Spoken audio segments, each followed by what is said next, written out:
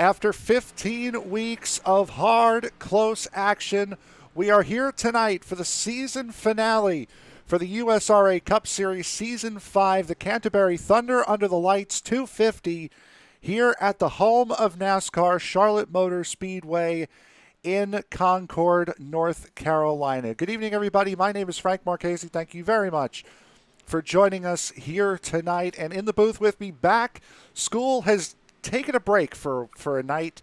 Jonathan Leach back in the booth here. John, wonderful to have you back.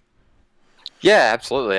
I'm excited to be here for the finale. I had to take a 2-week hiatus. Physics. I love racing, but IRL still a little more important than the book, just a little bit. But this is going to be a lot of fun. I mean, and we were talking briefly. I'll let you talk to the fans and the people watching what you and I talked about, but still looking forward to an exciting race as always. Yeah, and what we were talking about was what happened last week and the current points situation here. Whoops, as I forgot to send it. There we go. Didn't quite send her didn't quite send her hard enough there, bud. As now, well, there we go. Now we sent it. It is a 40-point gap between first and second after Bechtel's win. Torgerson's spin on the final restart at Pocono last week has put him 40 points behind. And with the way the point structure is in this series and how many drivers showed up here this week, it's pretty much over. It's an 18-car field once again, like it was last week at Pocono. So it's come to the point now where once the green flag flies here, Randy Bechtel's going to be the champion for Season 5. Yeah, well, like you mentioned, it's going to be kind of like a formality, but somebody's still got to win this race. Exactly. And these guys aren't just going to lay down. But, I mean, if Randy Bechtel's a little tired, he can just pull off to the side or just start doing burnouts in race. Don't suggest it. Don't do that. But, I mean, that's just... It goes to show you've got to be consistent over the year, especially to win the championship prior to the start of the last race. Just incredible effort over the course of the season. Now, to put it into context here for the championship, the winner of the race gets 75 points baseline, plus whatever bonus points they accumulate during the race, either for getting the pole or most laps led or leading a lap. The base is 75 points for the race leader. As far as right now stands, 18th position, the point standing gets 50 points. So that right there, it's only a 25-point difference. So it is a difference that is not going to be, it's not going to be a difference that Torgerson is going to be able to make up as we get into this 5-minute qualifying session here. Daniel Dill, there you see him in the Coca-Cola number 81. He was actually the fastest car in this practice session. So Dill topping the charts here in practice. Very good. So this would be an exciting race. For some reason, I'm not picking up the timing right now. Let me do a reset on my end, which is odd, but we'll try it again. Yeah, it's SDK. Ever since their update, I think it was on Monday, has been a little finicky here lately. I'm terribly sorry. That was a notification on my phone, and I thought it was turned off. All good. As we take a look at Eric Holly starting his first lap of the evening. Eric Holly running up against that wall, and this is the first time we're going to see something that iRacing had actually put in over this last update. Multi-groove racing is back in iRacing, and this is one of the tracks where you certainly can make a multi-groove line work around here. So tell me this real quick. When was that first brought in, if you know, and when was that taken away? Because I know since I've been on the service, there's only been, two, maybe 3 tracks that had a multi-groove concept, and that was just based on how you ran your line, Kansas being one of them. When was it first introduced and then taken away, if you remember? There was a Twitter page that counted the days since multi-groove racing was broken and then taken out. I think that count was up to around 460 days as we watch Randy Bechtel complete his second lap. So about a year and a half as Bechtel goes to the top at a 29.077. Jeff Pogo now coming around. So, yeah, probably a good year. It's a little bit under a year and a half. All right, well, this is something I'm looking forward to when I find the time to start doing a little bit of driving. Give me the opportunity not to have to run right behind somebody and have a little grip going around. Maybe it'll help me to improve my driving skill. It certainly would be nice as Jeff Pogo Oh, slots into second. He's already done on his time. What a drift, though, he had going through turn full 1 and send. 2. He's just showing off. At this point, I would say so. Justin Winters puts in his time. Troy Torgerson goes 6th, quickest on the session. So we have just under 2 minutes to go. Stephen Holmes in the number 9 Tickle Zombie Ford Mustang. Finished second last week at Pocono. A very good run for the driver of the number 9. Currently in 8th position. We'll see what his second time can give him. Good enough for P7.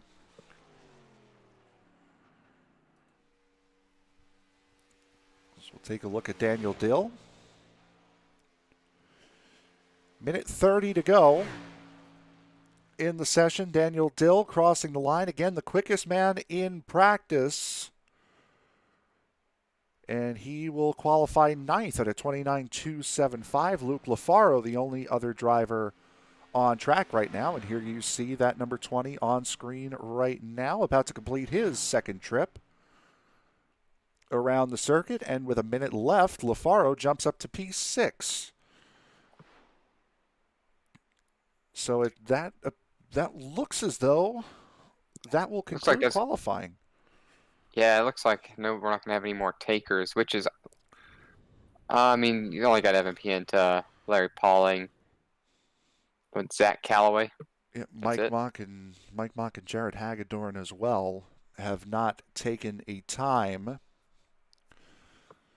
So for the final race of the season, as we have 30 seconds left in this session, the champion is going to get this title fight over with as quickly as he possibly can and start on the pole here tonight. For the race, we will bring you the official grid here in just a moment. But I'll tell you, we're going to go over it tonight. Of course, Bechtel's going to be interviewed. The top 5 are going to be interviewed as well. Had a chance to talk with Eric Holly after the race last week at Pocono. We're going to hear from Eric tonight as the head admin of this series. These guys have put on one heck of a season, and honestly, I'm kind of upset to see it come to an end. It's been a fun season. I think a 15-race season really, that's probably a good length in my opinion. Sometimes you get into, as a driver, you can just bad luck after bad luck, and like, when will the season end? Well, here you go, and then you get to reset. I think they'll take about a month off or so. Maybe it was 2, if I try to recall from last season, because I was a follower of this league last season. And then they'll regroup and head into season 6.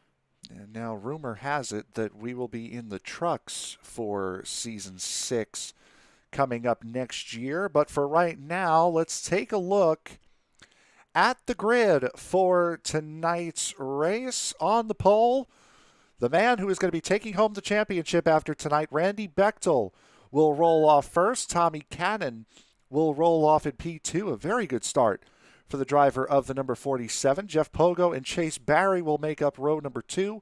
Row 3 goes to Alex Huffman and Luke Lafaro. Ryan Jones and Stephen Holmes will make up row number 4. Row 5 goes to Troy Torgerson and Daniel Dill. Justin Winters and Eric Holly make up row 6. All right, I was wondering when you were getting ready to scroll down there. Jamie Leach will be starting 13th with Evan Pienta to his outside 14th. You have Zach Callaway on the inside lane for the 15th position. Jared Hagedorn, 16th. Larry Pauling, 17th. And rounding out your field in the 18th position will be Mike Mock of the number 21 Ford Mustang. So that will be the grid here for tonight's race. And what an entertaining night we have in store for you. This is the home of NASCAR. This is one of the best racetracks where you could find some very close competitive action. This tonight season finale, these guys are going to want to put on a show here before shutting down before next season. This is going to be a wild and crazy night. Yeah, I mean, there's really no implications. Just try to win the race. Championship's locked up. You're not going to hurt yourself by not going for broke. Go win the race, man. Maybe not wreck your buddy, but go win a race. Now, there are a couple of championship spots that are up for grabs, specifically Daniel Dill, Alex Huffman, and Jamie Leach. That's 7th, 8th, and 9th in the championship hunt that we will be following for a vast majority of tonight. But as we come out of turn number 4, the season finale for Season 5 of the USRA Cup Series season is about to get underway. Green flag is in the air, 166 laps. Your champion officially takes the green flag. We are off and running at Charlotte.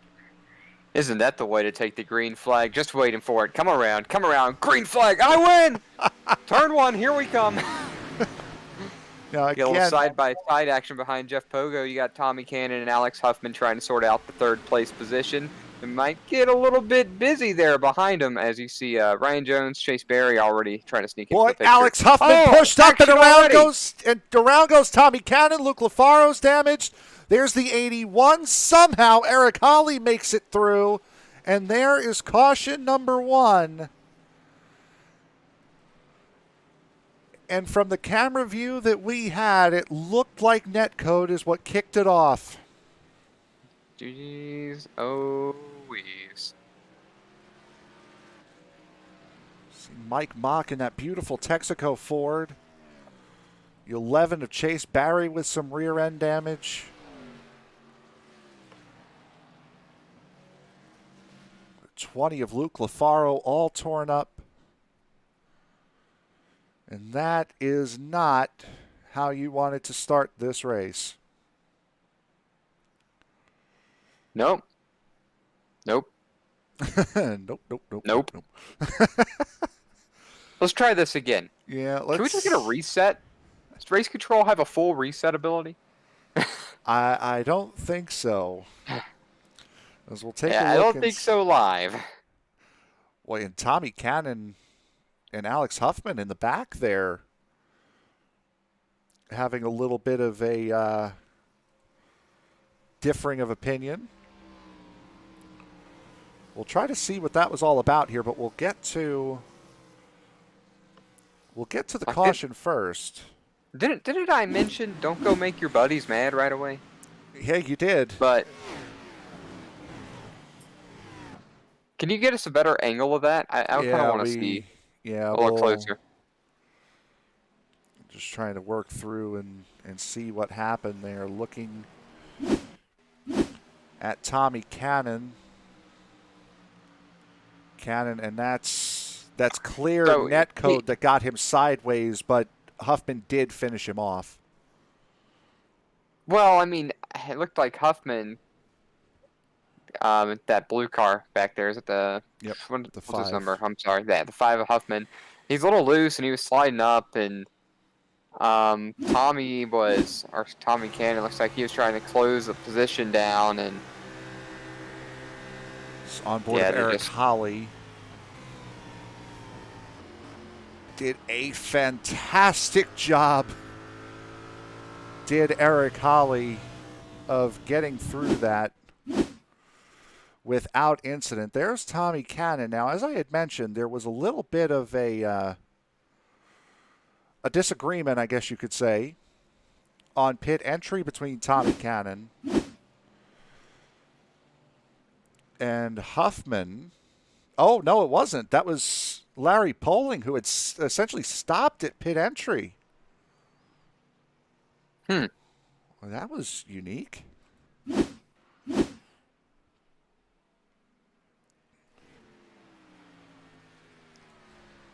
81 also getting damage repair, Daniel Dill. As we get set to go back to green flag racing here, Fields is on the back straightaway. And I believe, because it is the season... Oh, no, I guess not. I was going to say, I believe because of the season finale, there's a fast repair because LaFaro has his front end again. However, Alex Huffman in the 5 does not. Well, it doesn't mean he used it. That's also true. Let me do a little research here, see if I can't find the information out on that. Let's see here. What can I find out? Let's see. So we get set to go back to green flag racing here. 0 fast repairs. Yep, I'm confused. So there you go. The 12 team found a spare front bumper in the garage. They just stole someone else's nose is all. As we go back to green flag racing, about to start lap number 5.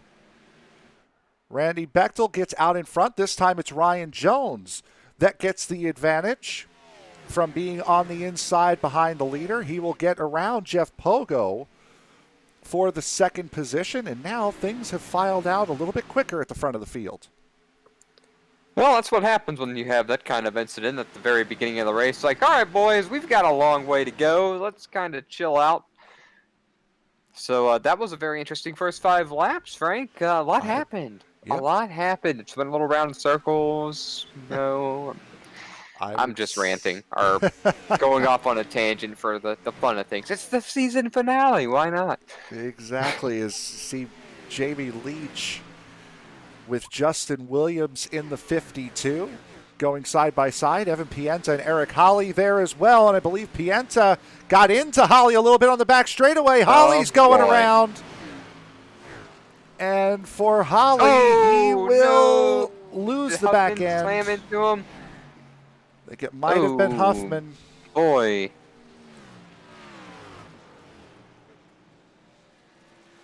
Now, we saw that get close on the backstretch. We'll see what happens here.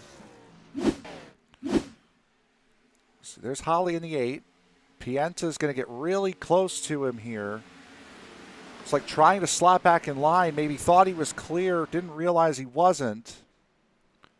Holly gets pushed around by Callaway and then gets run over from behind by the 5.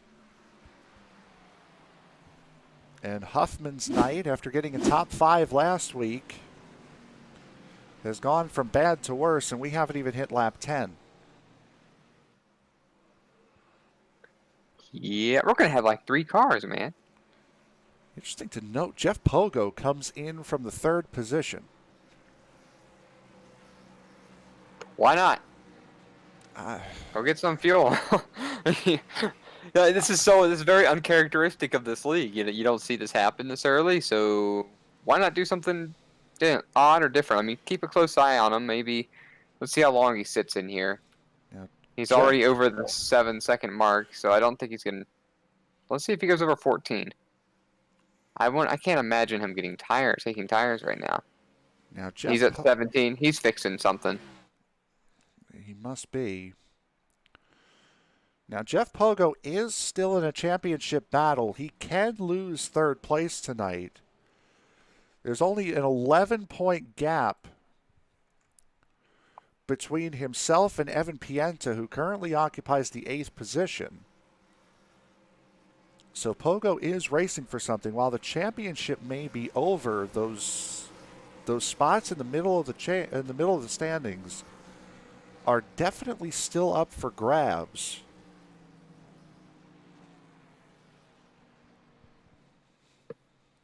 As we work lap 8 of what is 166 laps here tonight. And now it's not all that uncharacteristic to see the first lap wreck with this series. What is uncharacteristic, however, is to see another one shortly thereafter. Well, you know what? Let's actually, I know why this is happening. There's a big old update, and that just changed everything all over again. Yeah, so that definitely could be wreaking havoc. So yeah, these guys, because we just talked about multi-group racing, so these guys could have been practicing, and then iRacing's like, wha-bam! Mm-hmm. New car, new surface, looks the same, but it's not. So Yeah, that could be playing an issue here. Plus, the past couple updates have made these Cup cars wicked loose everywhere. yeah. So, these are looking like loose conditions, at least the first one, and really, I think the second one there too. I think it was a loose condition race car, which is what initially caused the incident. Yeah, and that was, I mean, we've seen the first incident started with a little bit of netcode. There might have been some looseness there. The second one was just somebody thought he was clear and he wasn't. So I mean, and that's also another thing. If you watched a couple of Twitch streamers that were running practice races at super speedways last night, side drafting was really updated as well. Oh, I can't wait. So that's also something that could also be playing. These guys trying to use that side draft a little bit around here to try to gain an advantage going into these corners. So that could also be part of the reason why we've seen 2 cautions here in the first 10 laps of the race as we start to get double file as we get set to go green this time by. I think the side drafting update, I read a little bit about it. It's going to make for some really interesting racing moving into the future because, I mean, you can stall out somebody's run there. And then on super speedways, I can be one car on the high side now and not be hung out to dry as long as I'm willing to sit right on your right side, pretend not their door, and I can hang with you.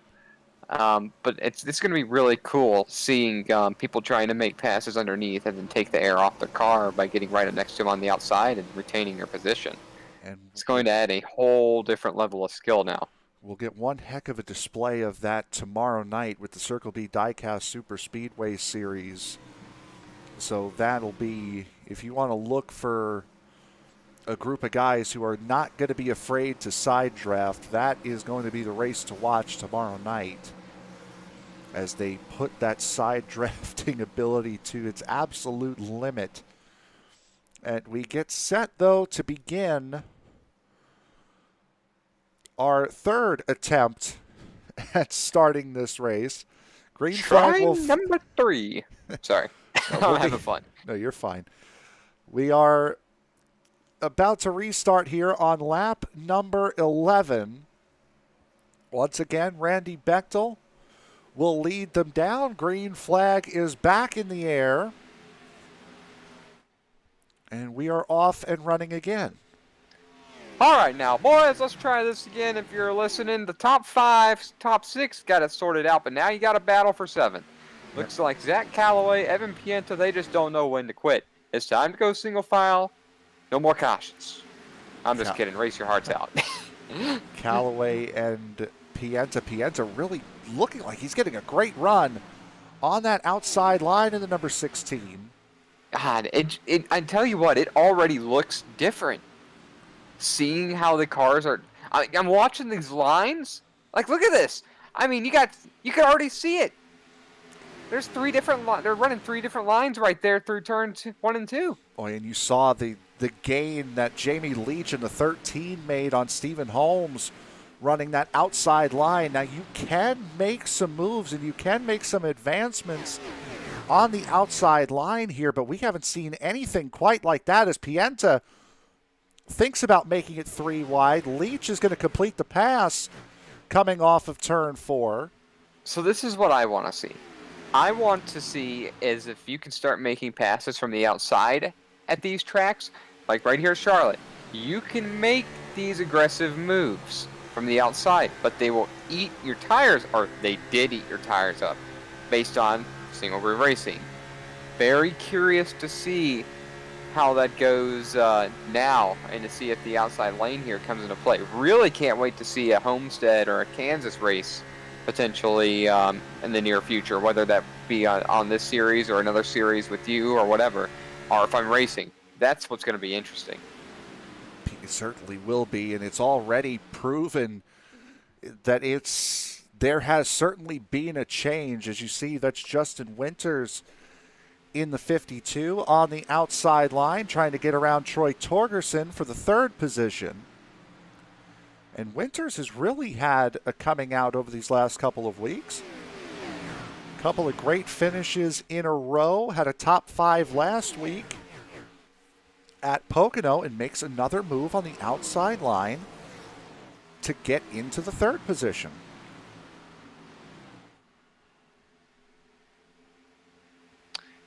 I think I got stuck on our cameras. Okay. I was sitting there stuck on a left rear suspension for some reason. So I think it sorted itself out now. There we go.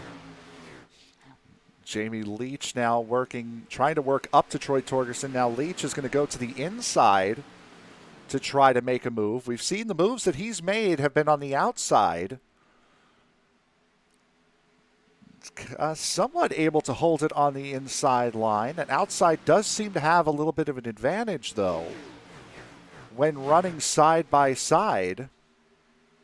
So this is a nice little litmus test to see whether or not this multi-groove racing is actually working, and it appears as though it has been. It sure does seem like it, and it's really rather interesting and very, very fun. It certainly has brought out the entertainment as we look a little bit further back. Luke Lafaro, Jared Hagedorn, and Jeff Pogo. This is a battle for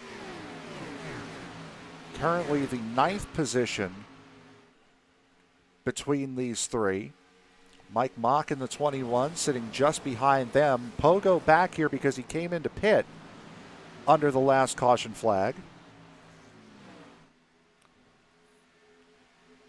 So Pogo trying to work his way back up. Lafaro with crash damage from the first accident, able to get his front bumper back as Hagedorn now tries to work the outside and will successfully work the outside over Luke Lafaro. I'm just getting more and more excited as I see this. Now I'm a happy camper now. Yeah, not like, oh man, championship's already wrapped up. It's the last race, but now we're seeing this. I'm seeing for the first time the new update and how it's panning out. And it's rather interesting. I mean, you can see Jamie Leach getting up close to the corners there of number 98 of Troy Turgeson, which, I mean, that happened all the time beforehand. But now getting up on that right corner, or that left corner of the number 98 machine, can stall his speed, allow Jamie Leach to go by, or get him wicked loose, which also allows Jamie Leach to go by in this situation. Just cool. Really cool. You can hear how quick Leach is able to pick up the throttle as well. Not able to get off of turn 4 as well as Torgerson there that time around. And Leach is pretty well stuck to that outside line. Evan Pienta's still out there as well. Justin Winters has fallen back a little bit as we see these two duking it out for the final podium position. And again, Leach, one of those guys that we were talking about earlier. Leach currently 9th position in points. Currently 14 points behind Daniel Dill for 7th. Dill has crash damage. Alex Huffman has crash damage. So Jamie Leach fighting and may have just won 7th spot in the points. Hey, you know, let's go one driver in front of Jamie. Well, you know what? Let's watch this battle, and then we'll talk about that 91 machine of Ryan Jones. Yeah, we always talk to him about him. You know, but as these guys are still continuing to battle it out, they haven't sorted this mess out for the 3rd place position. As you're looking at Troy Turgeson try to hang on to it on the low side, but man, like you said, Jamie Leach doing an excellent job on the high side. Trying not to get ahead of myself. He's going to complete the pass there. Now they sorted it out. Jamie Leach to P3. So there he is. That's what I want to touch on. Maybe Ryan Jones can get that elusive win. I mean, it hasn't happened all season, but at some point, every race this season, I think it's noteworthy to mention that he's run up front. At least at one point in every race this season, he's been towards the front. And it just hasn't happened for him yet. Ryan Jones is in a bit of a championship fight as well. Currently sitting in 11th spot in points, only 9 points off of Chase Barry. Now, Barry, who was involved in the first incident, running in 14th, if they finish the way they are right now, Ryan Jones will jump into the top 10 in points here after tonight, with or without a bonus point for a lap led. So Jones, you're right. We've seen him up towards the front in every single race. Has had a great run all season long. We've had him at a couple of podium positions, several top fives on the season.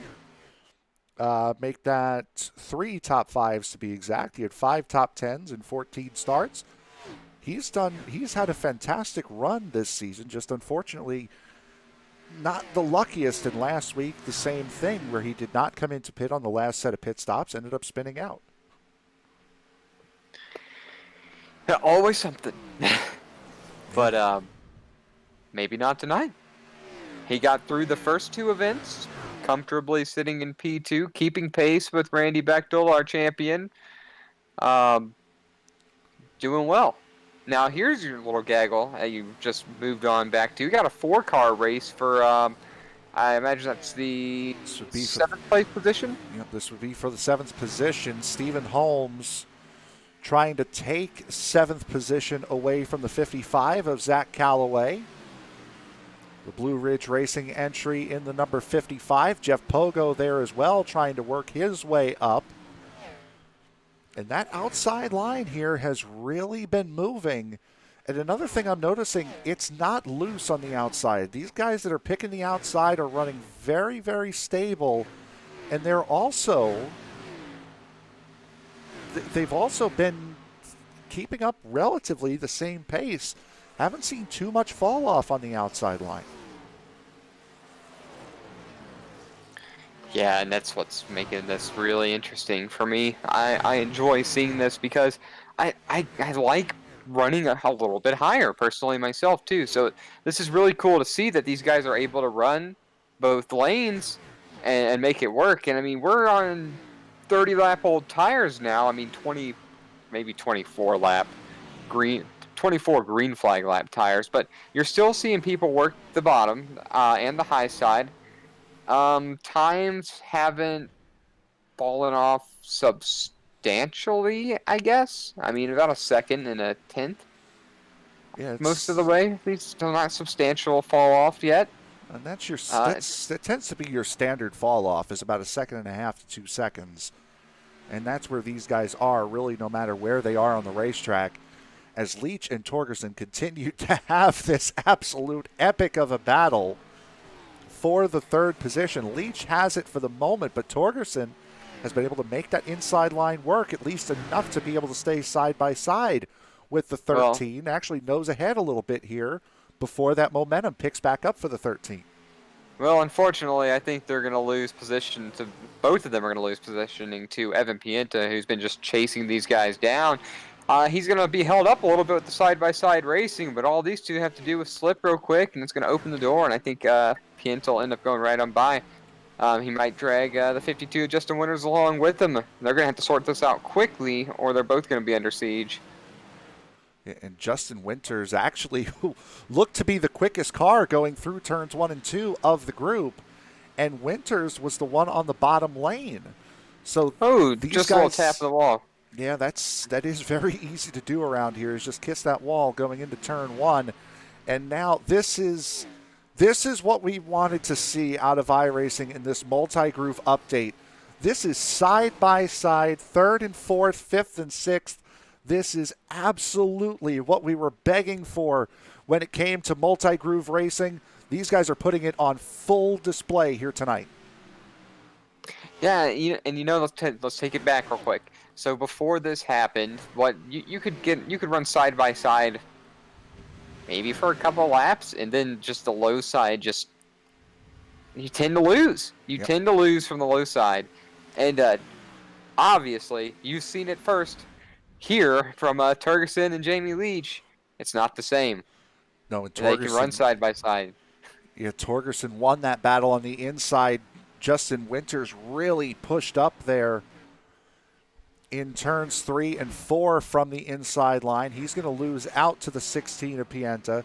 still battling behind them. Now it's Jeff Pogo and Zach Callaway. Callaway on the outside line.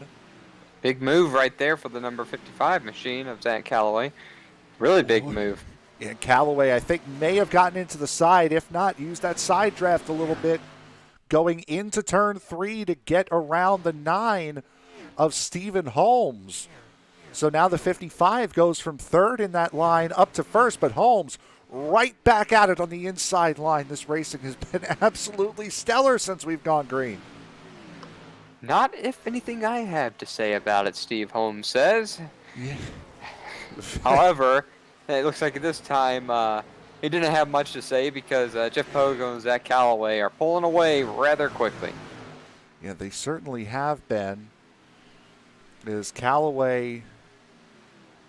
There is Pogo now going to the inside of Callaway. Stephen Holmes has now fallen back 3/4 of a second to that pair. There's Luke LaFaro in this battle as well. LaFaro running in the 11th position. Remember, he had lost his front end completely after that incident on the first lap. Got it repaired to where he has a front end back on that car. And also the 8 of Eric Holly, missing a back end completely after being a part of the second caution. It's more advantageous to be losing a back end than a front end, especially in these cars where aero downforce means so much. Yeah, this is... It's mesmerizing. Some of it I'm saying is guessing. Yeah, some of it's kind of guessing, and I'm hoping for confirmation, and I'm getting it on track shortly after saying some things and coming up with ideas. So I'm really happy to see it. But I wish I would have thought about this leading into the race after you told me we already have our champion. But this is the surprise. Hello, yeah. This is the fun stuff. Absolutely has been. And Eric Holly, mind you, you saw him gain 3 spots on track. Eric Holly running 2 laps down, unfortunately. So he does have pace. Needs a couple more cautions to get in there, but that 8 has a lot of pace. Is now Justin Winters and Jamie Leach battling over the 4th position. Evan Pienta has been passed by the 52, and now it looks like the inside line might be getting a little bit of an advantage. Well, I mean, I still think overall the inside lane here is going to be the preferred lane. Especially as tires wear out, if you get this a solid arc going into the corner like you see the number 52 Justin Winters do, well, a decent arc, I guess. Maybe not as great as you would want with Jamie Leach on his outside. But I'm going to assume that the inside lane with the right apex is still going to be the best way to go. But that now the outside lane is going to be more comparable at racetracks. Or it's going to be a lot closer, and it's not going to be as one-sided. And, I mean, you're still seeing that right here with Jamie Leach still hanging on, trying to hold off Justin Winters. And the longer he can stay to his outside like that and stop Justin Winters from pushing up the track, can eventually can stall him out like it did right there and kind of wear that right front of Justin Winters down a little more than he wants as well. Look who is up here in this battle now. The 4 of Jeff Pogo has found his way up to this battle. Again, Pogo came in on lap 7, so he is not on the same tire that he started the race on. However, Pogo has made up quite a number of positions, up to 6th place right now, and is visually faster than anybody else around him. Zach Callaway has marched right up the field with him. Callaway on the same tire that he started the race on. Eric Holly as well has pulled these guys back in. Not racing for position with those guys, but that 8 is incredibly quick here tonight. Yeah. He's just a little beat up there, huh? Just a little bit as Winters able to make that pass for the 4th position. Jeff Pogo to the inside of Jamie Leach now. Pogo's one of those guys that's been using both lanes of the racetrack, both the inside and the outside, and making passes no matter where he goes in that number 4. Not missing anything up at the front. Randy Bechtel currently holding a 1.6 second race lead over Ryan Jones.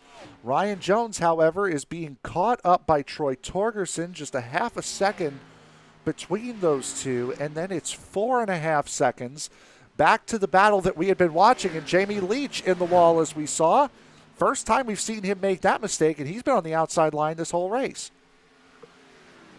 He was trying to race with some cars on his inside there and just slightly overjudged it. He's fallen back now to 8th. And this is still going to go back to what I mentioned about I think the inside lane will be a little better. I still don't think you want to sit on the outside and battle and battle and battle and battle.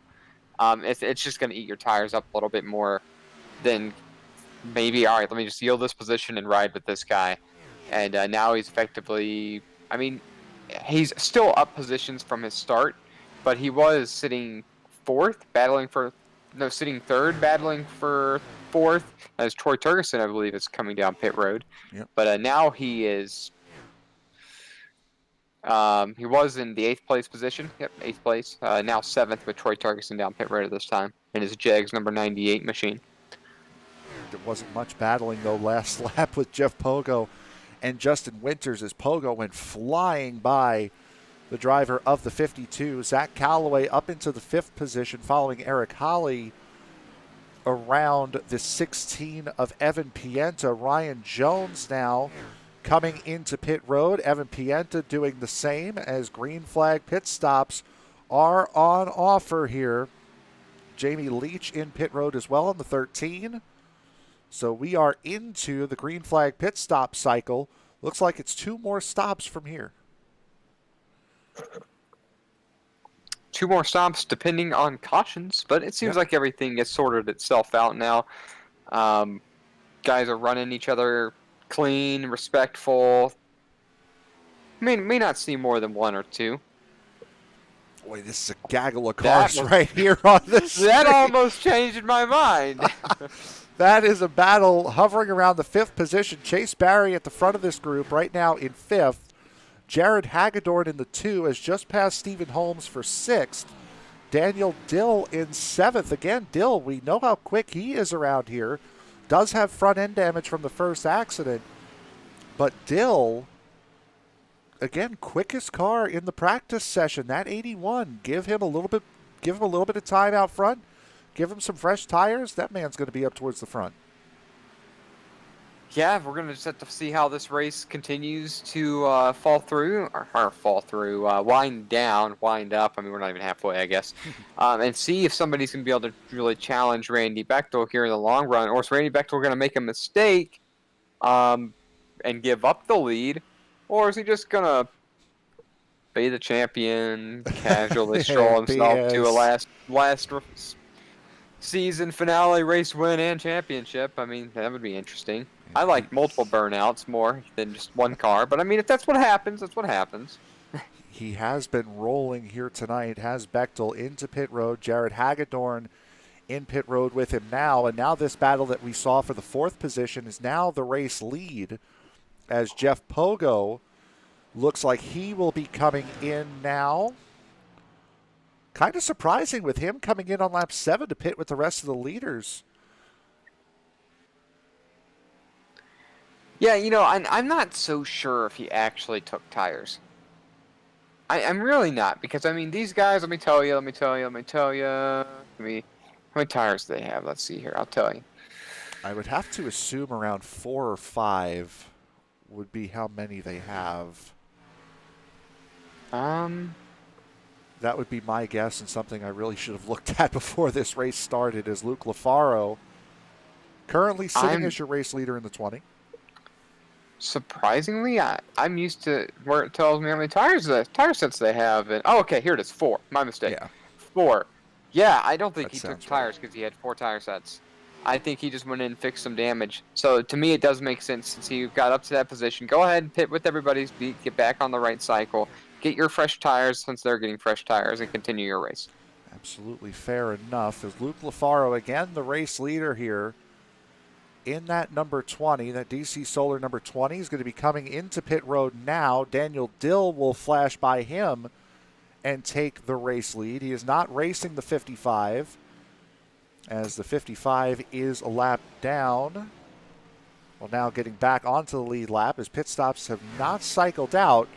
But once they do cycle out, we are going to have a new leader, and that is going to be the 98 of Troy Torgerson, who currently has a second on Ryan Jones and nearly 4 seconds on Randy Bechtel. So the undercut is going to be absolutely massive here tonight.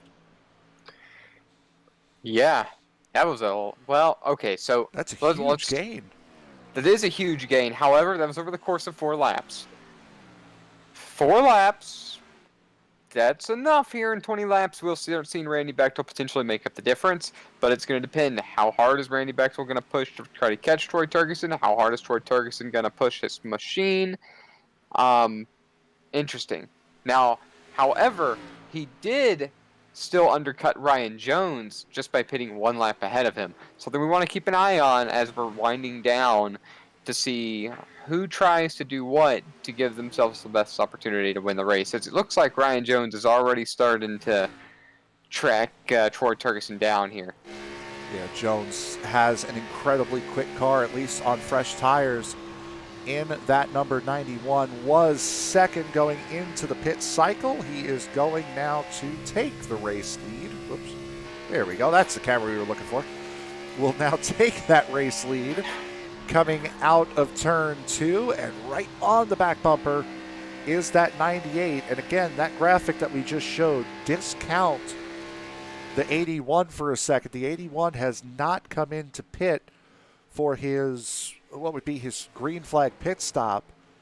So it is these two right now, and Ryan Jones has just taken over effective race lead. We'll see if he can run away, but we know how good Torgerson is at saving his equipment.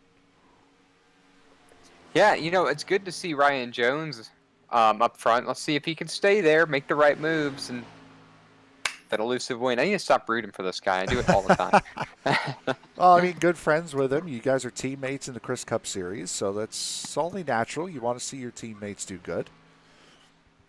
As you see the track map there, you're looking at the 81 going through turn 3 and the 91 who is in the middle of the back straightaway. That is the gap between first and second right now on the racetrack. And Daniel Dill should be coming in here at any moment after pitting on lap 9, just prior to the green flag that set this run off.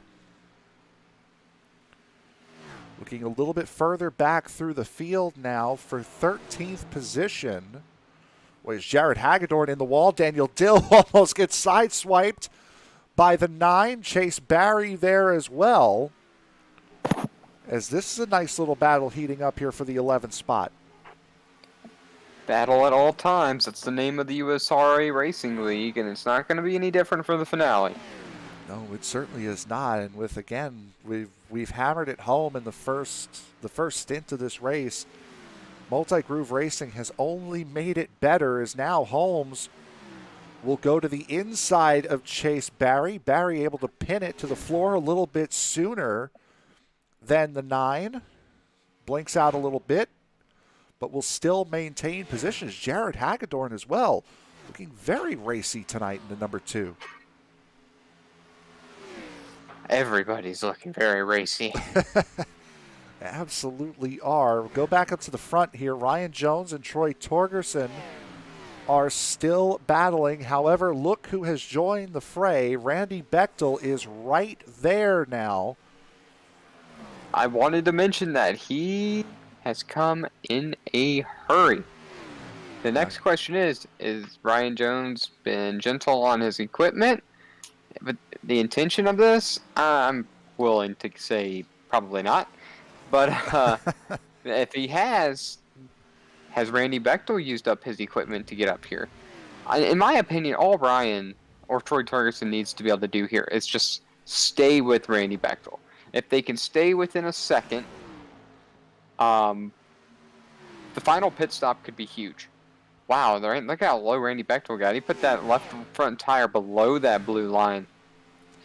Going in through turns 3 and 4 there. That was rather impressive. And that's confidence in the car is all that is. That's a guy who knows exactly what his car is going to do at a given point on the racetrack to be able to get that low and not care as we ride on the back of Troy Torgerson's number 98. Then we'll flip around and look forward. And again, you can see how much lower Bechtel is running and how good a run he's getting off of these corners with being so low. And there's the gap up front to Ryan Jones, who is effective race leader. Well, now he's official race leader as Daniel Dill has come into pit road. So this is your battle for the top spot. Things starting to heat up here. This is where we're going to start seeing. I think this is going to be our 3 contenders right here. I take that. I think these are your contenders, and I think Jeff Pogo is your dark horse. Pogo running 6 seconds behind these guys. As something has happened to Evan Pienta. Pienta has gone into the pits. He was not that far behind. Let me, you keep where you are. Let me go do a little bit of searching and tell you what I see here. Car looks okay. See something here. Pienta's been in pit road now for over a minute. He might have had to step away, unfortunately. His car's running. RPMs aren't down very much, only by 3, which isn't enough to notice, but he's not doing anything. So you're right, yeah, may have had to step away, and unfortunately that might mean 3rd place in the championship, as he and Jeff Pogo were battling for that championship position as they put Tommy Cannon a lap down here in this top group. And these guys are being surprisingly tame here right now. These guys know that there's really nothing on the line anymore. The championship is wrapped up. Bechtel has that. 2nd place in the championship is locked up. Torgerson has that. Why not have a little bit of a battle?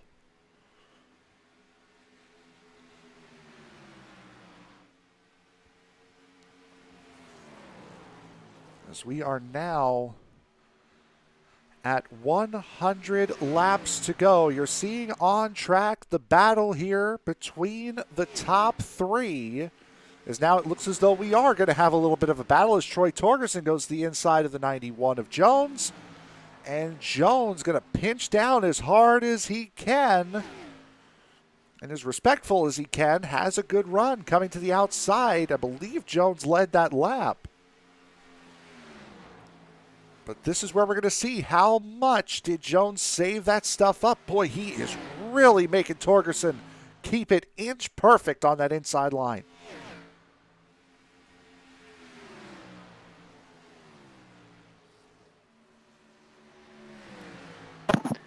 Yeah, quite a battle heating up by these top 3 guys right here. But you know what's interesting is Randy Bechtel still hasn't managed to get around Troy Torgerson and Ryan Jones. Maybe this will keep all 3 of these guys close throughout this run, which will make things even more interesting. As Troy Torgerson takes a little bit of the high lane there, which might open the door for Randy Bechtel. Not quite. He didn't get the run he needed to get there. But rather entertaining. Wow, never mind. I take that back. He got a big run on Ryan Jones coming into turn 3 and had to get out of it. Which is going to kill his momentum off. Or not. Yeah, Torgerson has definitely had a great run there, and this is the beauty of multi-line racing here. That outside line working better for him in 1 and 2. He's going to try the inside line through 3 and 4 if he can get the run. And look at the run that he gets. He's going to swing it to the inside, and he is going to possibly... No, again, Jones... Nope. Going to stall him out right there coming out of 4, and they're going to stay side by side coming down the front stretch. Randy Bechtel is going to relegate himself to the high side behind Ryan Jones. Thought about sneaking low, is going to stay there as Troy Torgerson still trying to make the inside lane work. but staying down there and not be able to get the drive off might cost him second to Randy Bechtel. It will cost him second, at least for right now, as Torgerson will lose out on second position to Randy Bechtel. Ryan Jones being as aggressive at pinching and defending as he dares. Now, we say that there's absolutely nothing wrong with what he's doing. He's just making that 98 or whoever tries to go under him be absolutely inch perfect, which is going to slow that inside car down. Yeah, absolutely. I 100% agree with using that kind of technique. Some people don't like it. They get very upset, very angry when you do that. And as cautions out, looks like Mike Mock might be our victim today. I think so.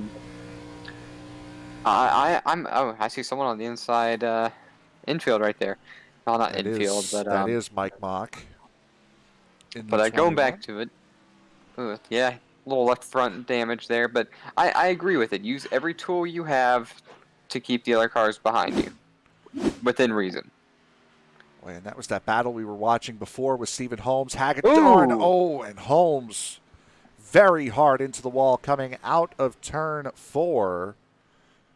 And that will be the cause of this caution here.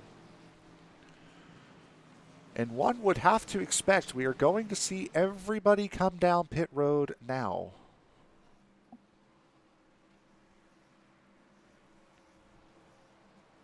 Yeah, I would have to say you're right on that. I would be really surprised if not. They still have 3 tires left. This is going to change things. It's going to bunch the field back up. It's going to bring some other contenders back into this race. Here's your mid-race crisis. As they come down pit road. And this caution is a blessing for somebody like Jeff Pogo, who was so quick but was 7 seconds behind the rest of the field, the top 3 that we were watching. So everyone slides into their box rather safely. Holmes and Barry, the last 2. As we will see the race off of pit road. Ryan Jones is going to win it just barely from the 91, from the 29 of Randy Bechtel. You know what I can't wait to see? Is when iRacing and computers are strong enough to run the whole iRacing server and show you the pit crews. That would be quite nice, at least on the replay. Now, if we were one of those guys, we would be able to see it, but since we are not. But what we are going to do here is, while we have a second, we are going to take a quick break.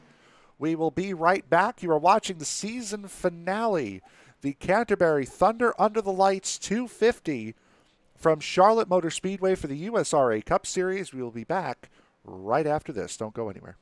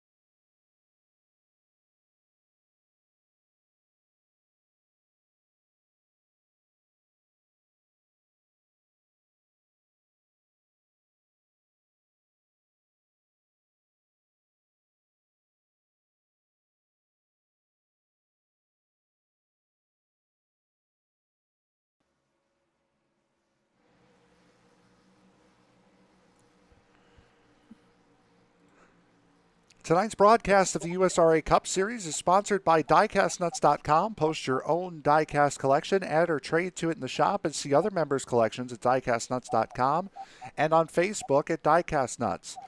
And by Rocket Racing Setups. Rocket Racing Setups is one of the leading setup builders for the iRacing community. Find dirt and asphalt setups, tuning guides, fuel sheets, and much more at RocketRacingSetups.com today.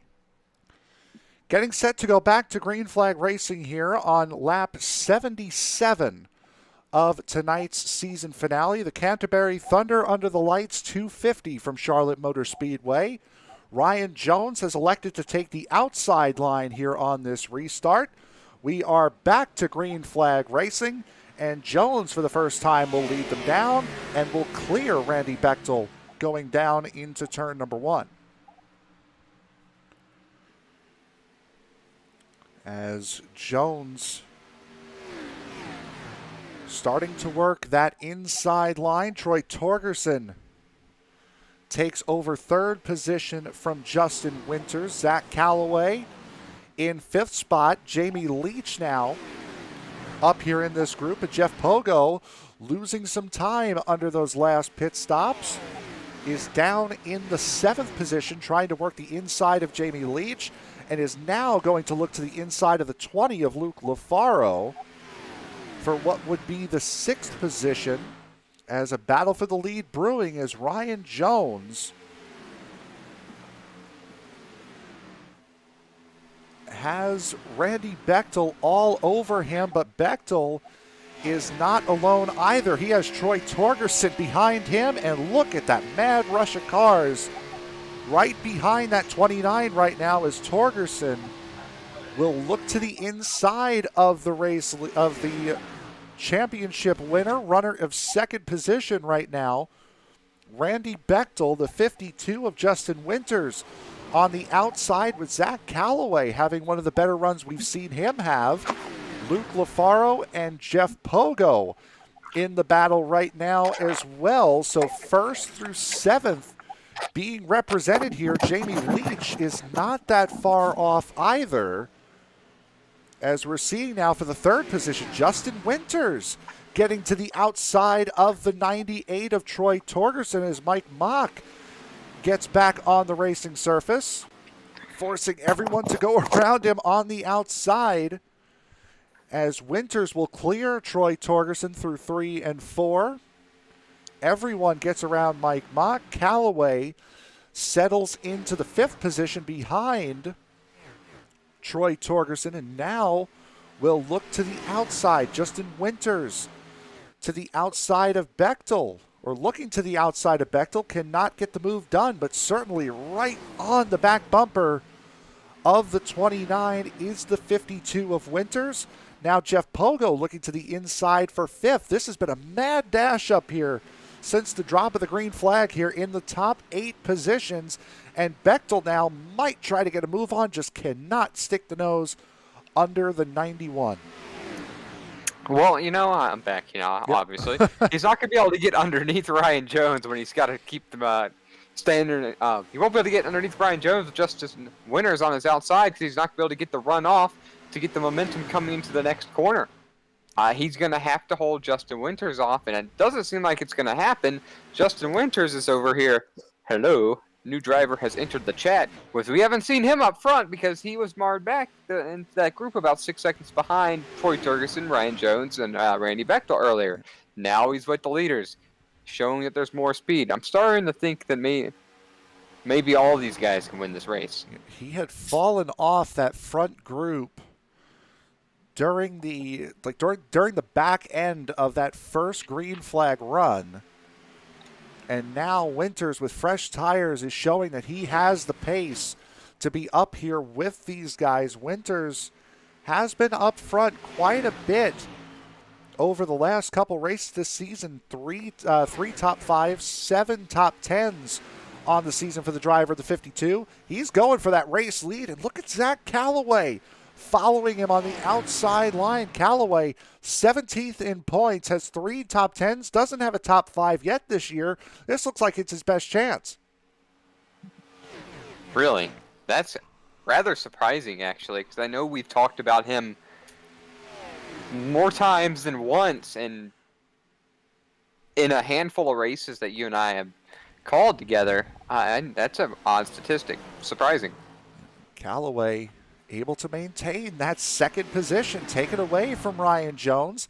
And Randy Bechtel also moving backwards. Again, if you missed the start of this race, Bechtel took the championship away just by taking the green flag here.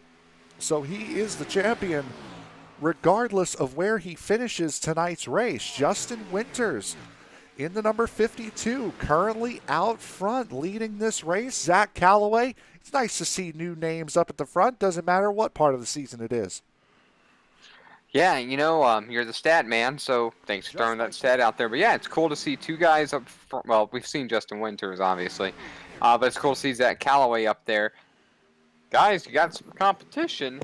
It looked like the Ryan Jones, Bechtel, and Troy Turgeson show, and that has changed quickly. Troy Turgeson back to 6th, Jeff Pogo up to 5th, Randy Bechtel, Ryan Jones 3rd, 4th, or 4th and 3rd if you want to be most correct. Zach Callaway 2nd, Justin Winters up front. Who's going to hold on to their tires the longest here? Who learned the track the most over the last run?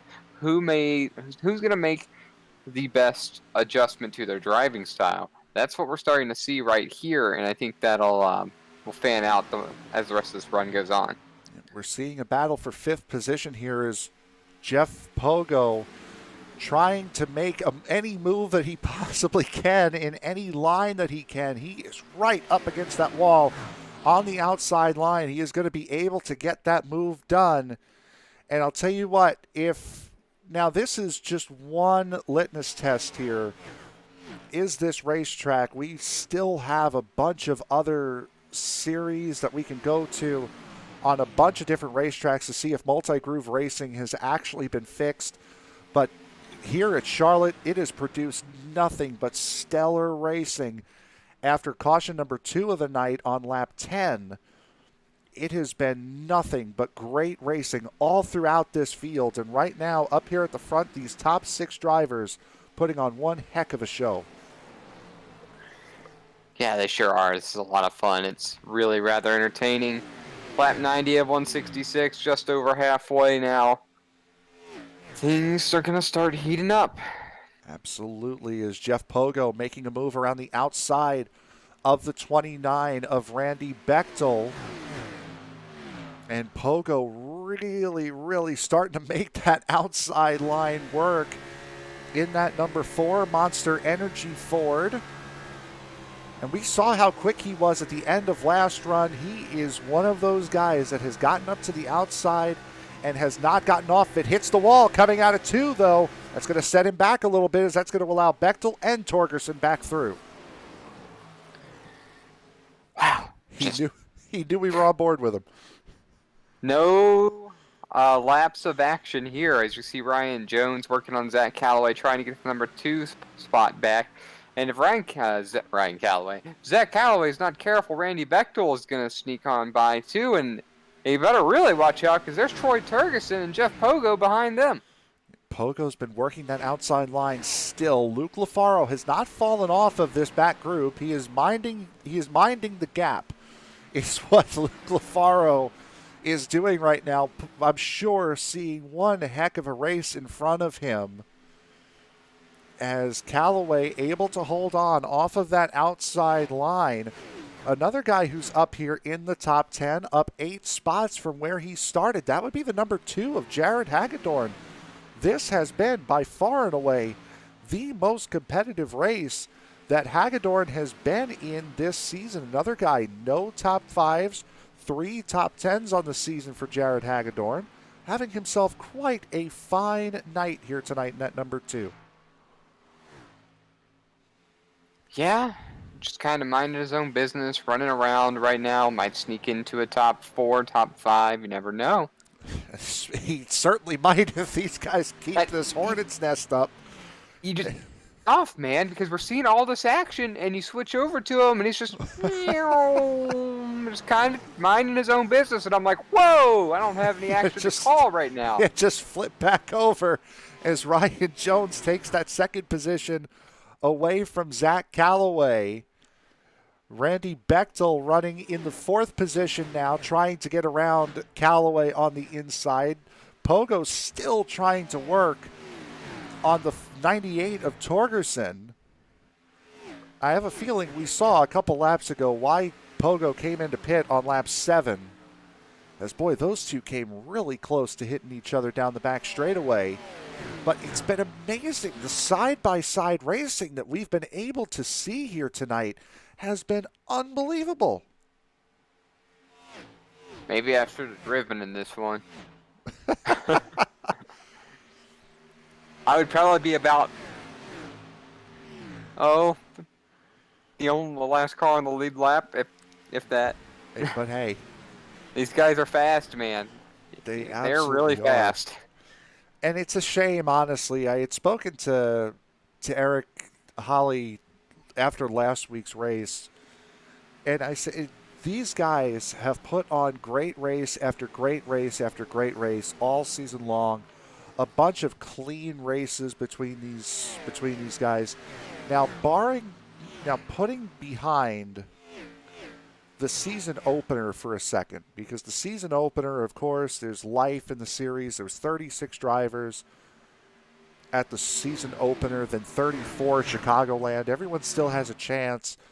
30, 32 for the first 4 races, then 30 at Darlington. After Darlington, though, it started to fall off. Talladega, there were 30. But then after Talladega, once we hit the Daytona Road Course, it's been less than 25 drivers a week. And over these last couple of weeks, it's been less than 20 over the last 3 races. With how good this series is, it's really a crime that these guys have not gotten the exposure and have not gotten the participation that this series well and truly deserves. They have put on a great race every time out and really should have a more prominent position than they do. Yeah, it's very accurate. But, so you got a lot of guys in here, and their I ratings show 2,200, 2,600. But I don't think there's a car driver in this field that doesn't have a skill level of 4,000 or 5,000 plus. So here's the next thing. You take myself, you take yourself. I mean, we're maybe slightly above the average iRacer potential. Fair. And we can't run with these guys. Well, I haven't tried to run with these guys yet, so. And that's, the races we've run together in, we're pretty close. You've been a little faster, but we're pretty close. And I couldn't hang with these guys at all. Maybe you'll do a little better. But I guess what I'm trying to say is the average iRacer that's looking for a league can't be competitive with these guys, because these guys can run side by side like you're seeing right here for the lead and still drive away from you. Yeah, and exactly. And no cautions. I mean, how many times this season, I can think back to a couple, Las Vegas, Atlanta, we thought it was going to be here. How many times we've seen an accident on the first lap and then the rest of the race go green as we see Ryan Jones take the lead back from Justin Winters, as the field now starting to sort of string out here up in this top 6. But if you're a guy that loves green flag racing, this is certainly the series to be in. These guys put on great races, green flag races, clean races, and I can't think of one driver that has made one questionable move over the course of this season. It's been clean, fair, entertaining racing every single time we've put these guys on air. Yeah, it's a consistency thing. That's why. Well, I mean, that's why I was surprised that we had the early couple cautions. I'm like, this isn't like these guys at all. But you're right. There is that one early caution, and they're like, all right, now we know how the track is. Yep. Let's race. Exactly. Don't even need to go around the entire lap in order to see what this track has in it. As Pogo and Callaway battling for the 5th position here behind these guys.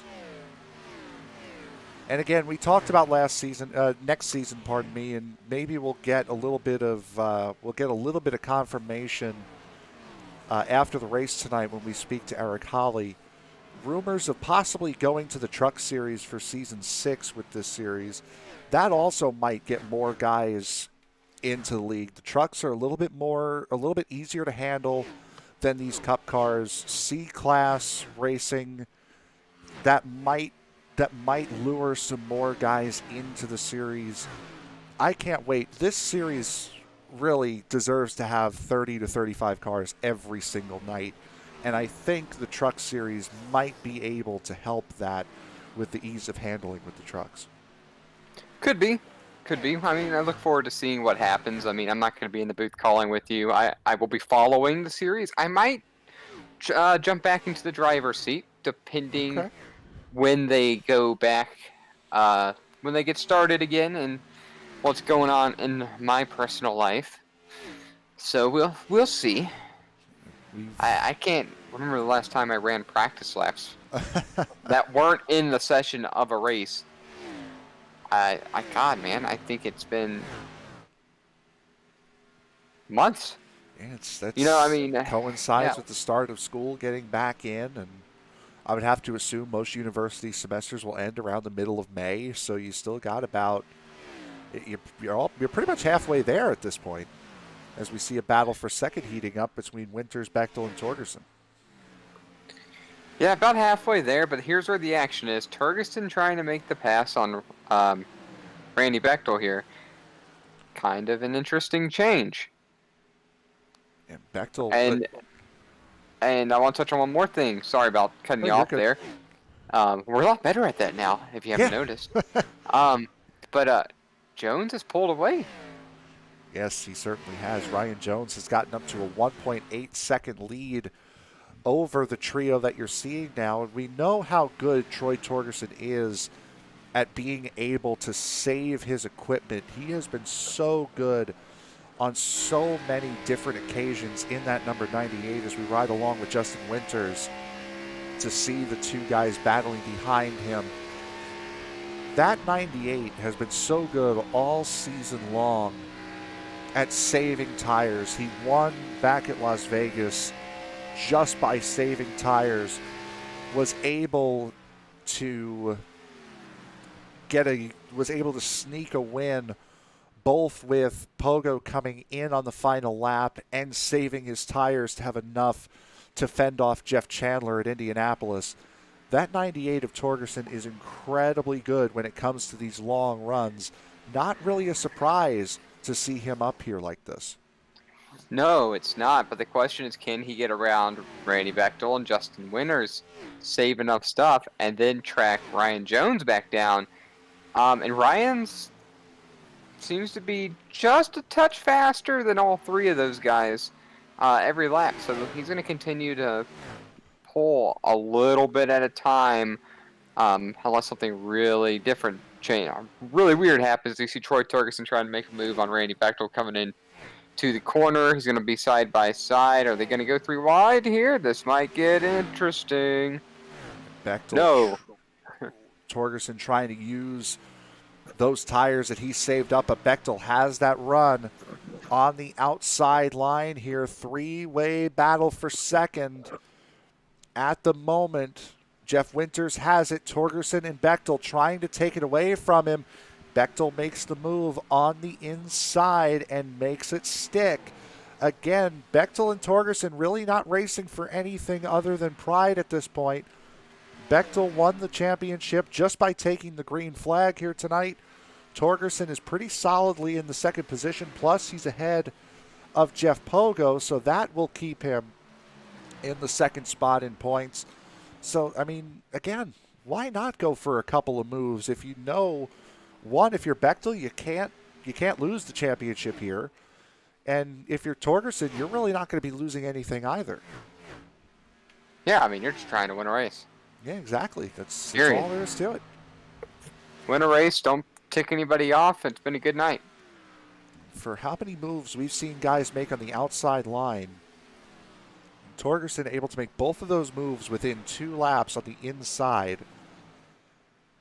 So again, at least Multi-Groove Racing has found a home at Charlotte, at least, we'll see what it looks like throughout all the other series we broadcast. I know we go to Phoenix for the Rowdy Energy Cup Series season on Monday night. That's not necessarily a track where you would see multi-groove racing, but still, well, turn 3 you can. Turns 1 and 2, though, not really. I know Western States is going to, I want to say, oh, goodness. I'll talk about a good league right there. Yes, that is one of that is, again, the oldest racing league.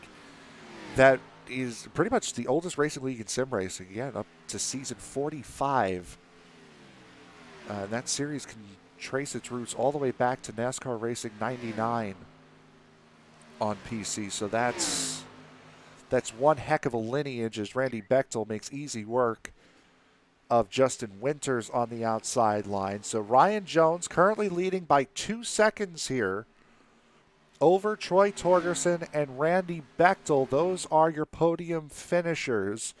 As far as the interview process tonight, we will be hearing from the champion first, no matter where he finishes. Then we will get the top 3, and then we will hear from Eric Holly, who will just put a bow on this season as it comes to a close. Right now, only 3 retirements. Alex Huffman out on lap 16.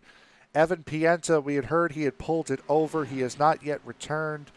Out on lap 62. Eric Holly out on lap 71. Stephen Holmes, currently the last car on the track right now, in the 15th position. Mike Mock is in pit road and now coming off of pit road. He's been involved in an accident tonight.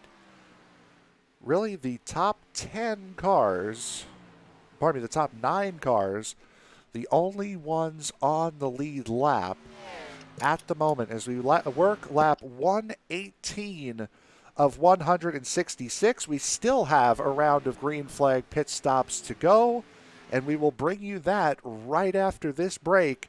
You're watching the season finale of the United Sim Racing Association right here on ESPN. Don't go anywhere.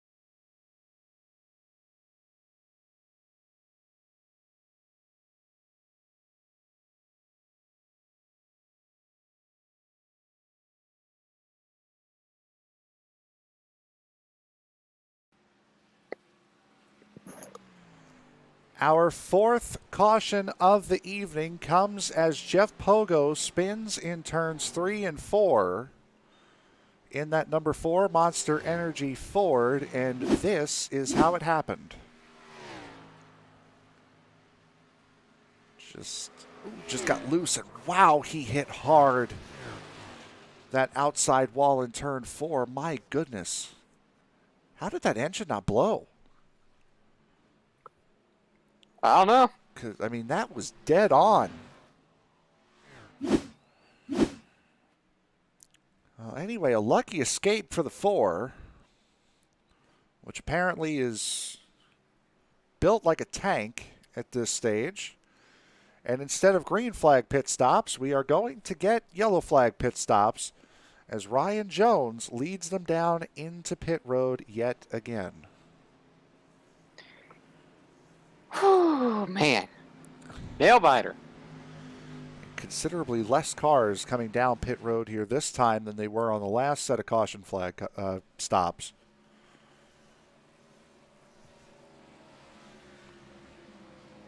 As we await the run to pit exit here.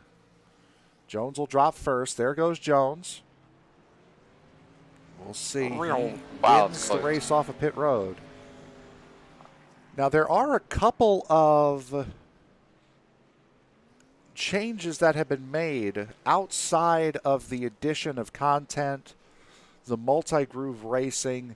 There have been a couple of changes that have been made to individual tracks. We saw last night with the Sim Racers Edge Alpha Series, pit road has been changed at Daytona, at least for the road courses. Those yellow rumble strips aren't there anymore, and you have to maintain pit road speed all the way through turn one instead of just coming out of the NASCAR pit exit. And if I remember correctly, I think they've shortened up pit exit here at Charlotte as well, because that's rather close to the first pit box, and I don't remember it being that close.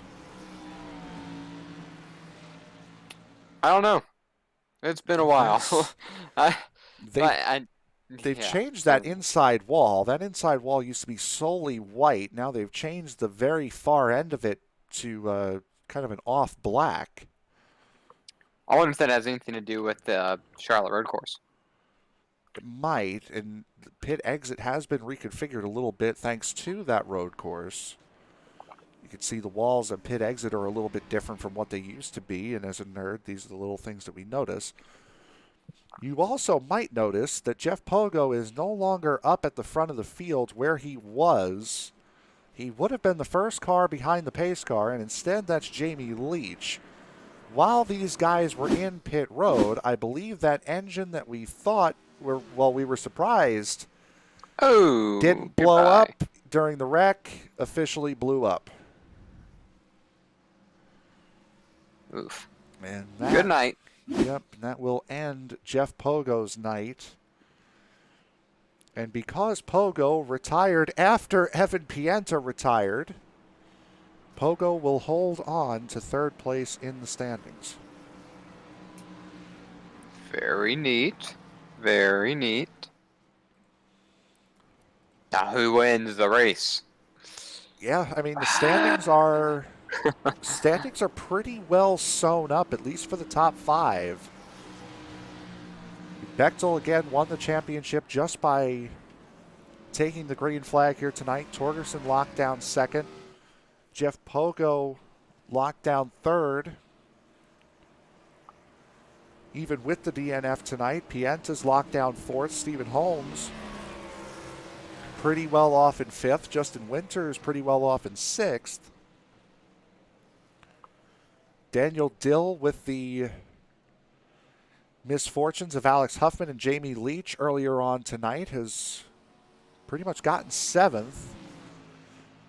Leach still running. Huffman is going to finish last here tonight, so that will flop Leach and Huffman in eighth and ninth. Ryan Jones has a good chance at taking 10th. So a lot of these championship battles that we thought we were going to see tonight have all but sorted themselves out at this point. Only one thing left to sort out. Yeah, race winner. No. Finale winner. It's the same thing. Fair enough. Tommy Cannon in pit road. Jeff Pogo in pit road. By the time we get this race started, once again, cars still completing their run on the wave around in order to catch back up to this field. So the 9 that you're seeing on screen right now are the 9 that are starting on the lead lap. Green flag is back in the air. The 91 of Ryan Jones able to get clear of Bechtel yet again. 41 laps to go.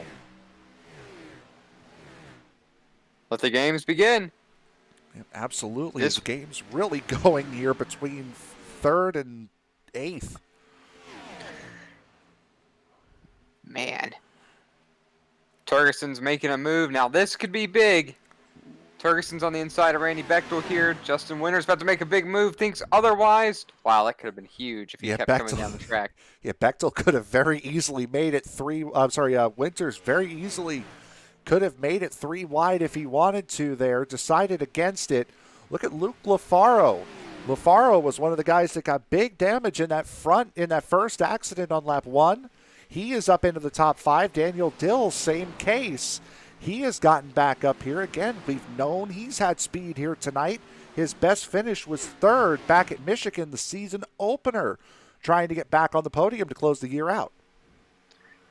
Yeah, he's making the right moves. We'll just have to see how this falls through. I'm not sure these guys aren't going to wreck because they're starting to race each other really hard, and nobody's really got anything to lose. Troy Torgerson's going to keep this interesting up front with not with Randy Bechtel, with Ryan Jones, as there goes Luke Lafaro trying to make a move on the high side on Randy Bechtel. Man, we haven't talked about him all day. You've mentioned Daniel Dill, but I mean, we haven't seen him where he is either. Again, you're right. Part of that was because of Pat gets around Randy Bechtel, Ryan Jones, and Troy Torgerson side by side for the race lead. Jones trying to win his first race of the year. Torgerson trying to win his 3rd. And Torgerson not quite clear coming off of turn 4. He's been one of the few drivers that have been able to make both lines work here tonight. Has Troy Torgerson. We've talked about it with Jeff Pogo, able to make both lines work. Torgerson has really been the other one that's been able to make that inside line work as he slides up in front of the 91 to clear him for the lead. Yeah, I think you're right about that. He's been working both of them. I'm not going to count Ryan Jones out just because Troy Torgerson got by him. I think these are your fastest 2 drivers. Oh! Wow, big wiggle right there. And through the grass goes Ryan Jones.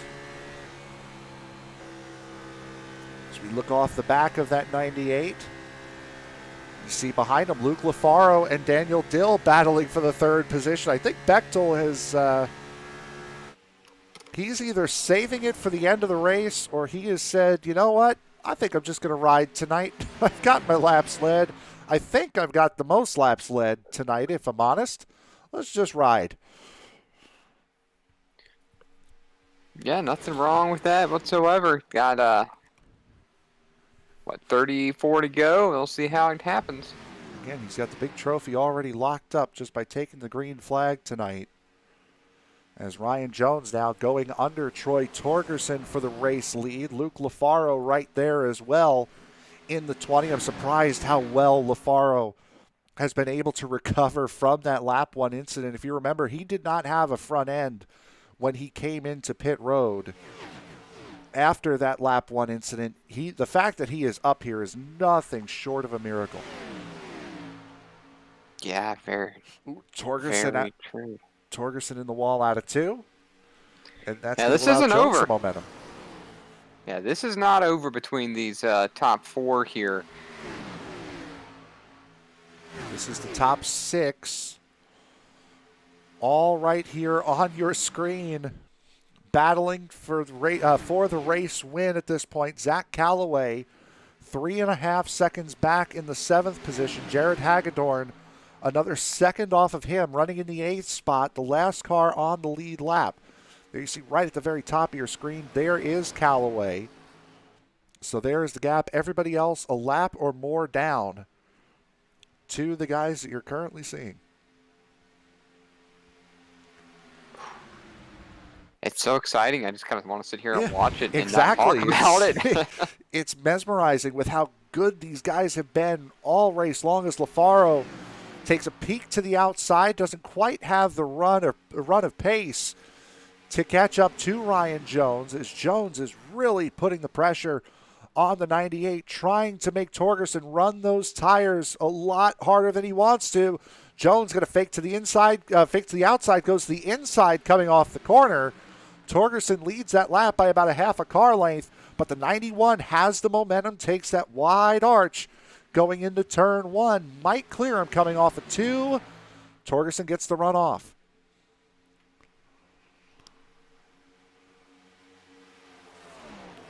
While we're watching, boy, look at how close those two were going into turn 1. That was unbelievable.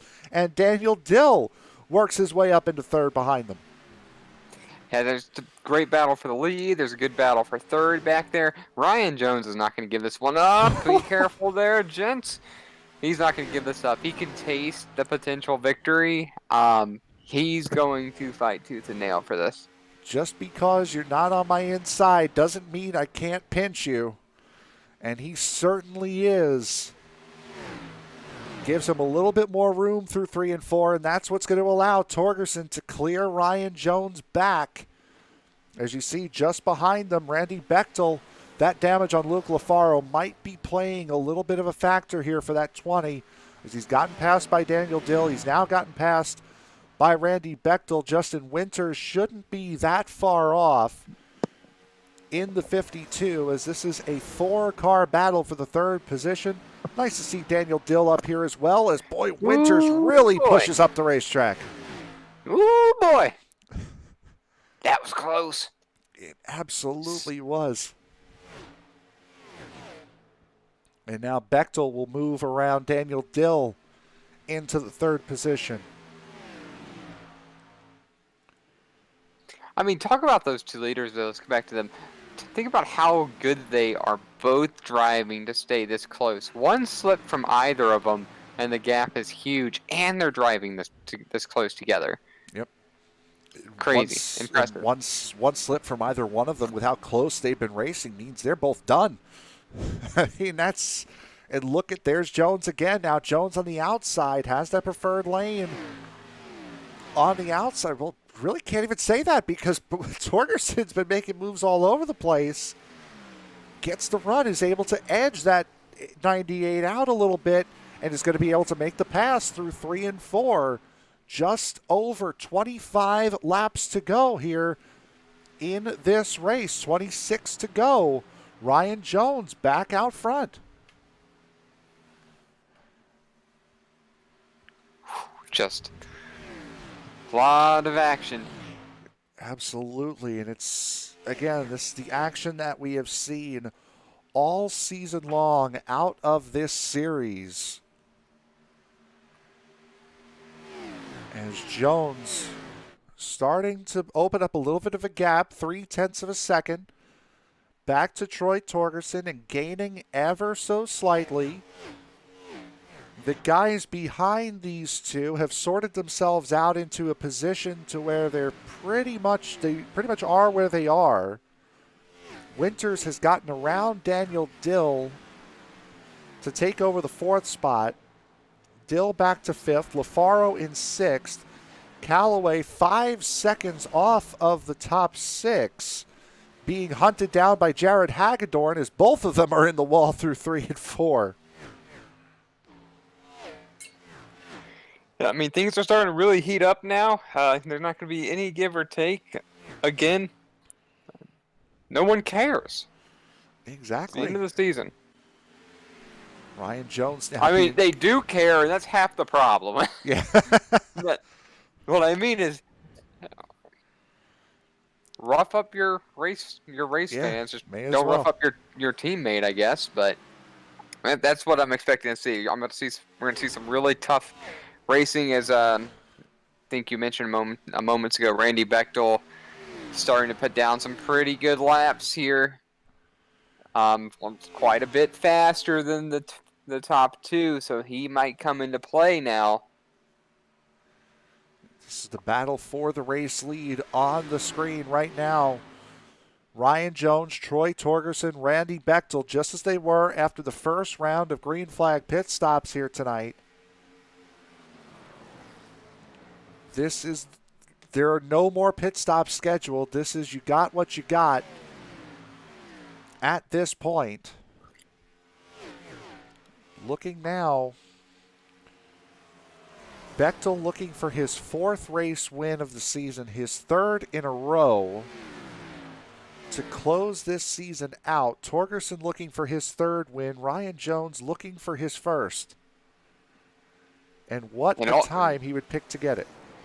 And all three comparable drivers in skill for the most part. They're all really close. Charlotte is, however, one of Ryan's better tracks. I've seen him run some miracle races here. So I know he's fighting really hard. He comes to this track expecting to be able to win in any series that he's in. However, Troy Torgerson and Randy Bechtel, I'm just going to lay down and let him walk away with this one as he's Troy Torgerson get a huge run coming into turn 1. He's going to make an attempt at the lead once again. Jones not pinching down quite as much in the middle of the corner at least. Got really close on corner exit. Nothing much doing there. 2 Chevrolets and a Ford up here in the top 3.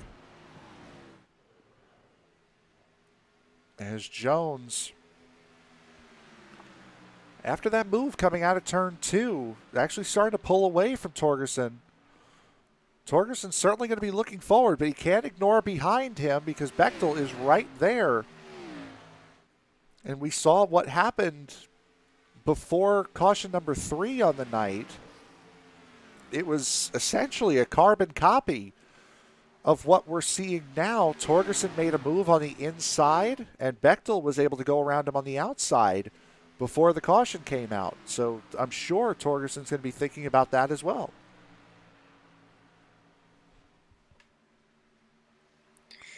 Yeah, I mean, sorry being at a loss for words. Again, it's kind of like who's going to mess up, or who's going to get it right, who's going to take advantage.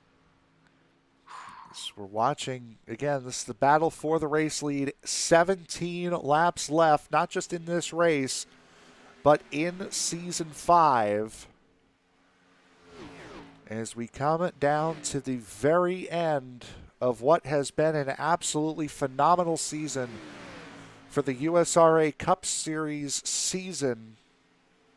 I mean, it's been unbelievable from start to finish, and we got one of the more entertaining races here at the very end. Yeah, I'm having a lot of fun. I don't know. I guess it's fan favorite, broadcast favorite. I mean, I want to see a guy who's always been competitive win. And I mean, I guess we're kind of friends, but I mean, we don't talk all the time by any way, shape, or form.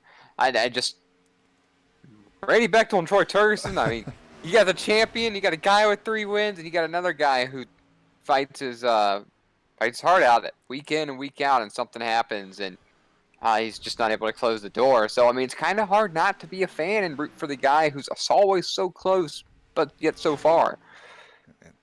Torgerson was right on the back bumper of the 91 coming out of turn number 4. Gets to the inside going through 2. And you can see if these guys have an issue, Justin Winter's only 2 seconds off here. He's not that far away if one of these guys do make a mistake.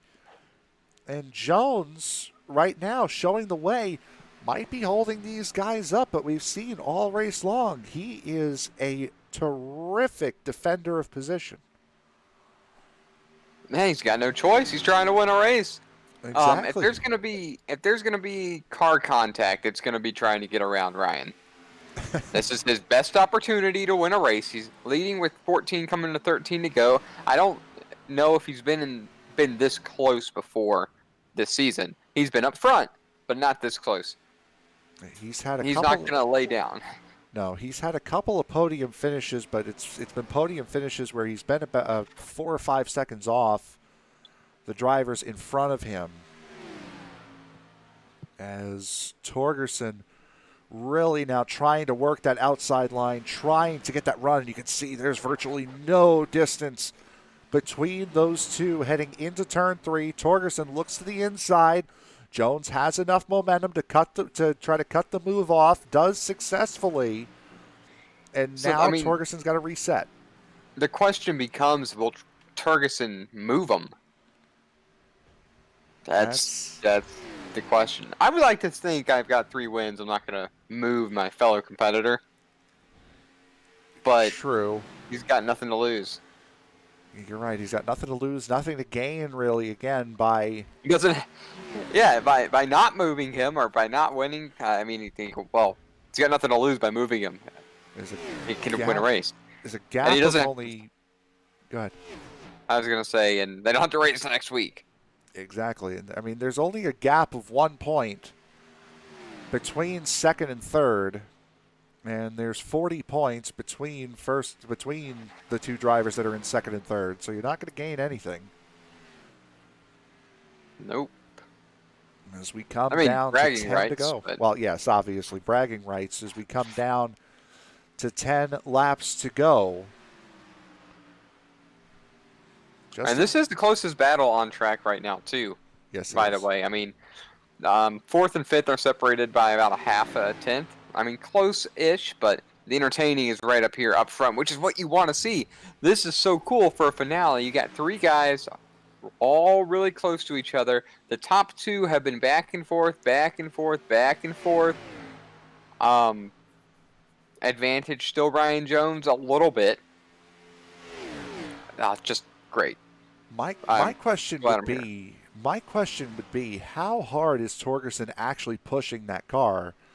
Or is he just kind of riding behind Ryan Jones right now in order to set up a move a little bit later on in this race? Now there's not much later on left.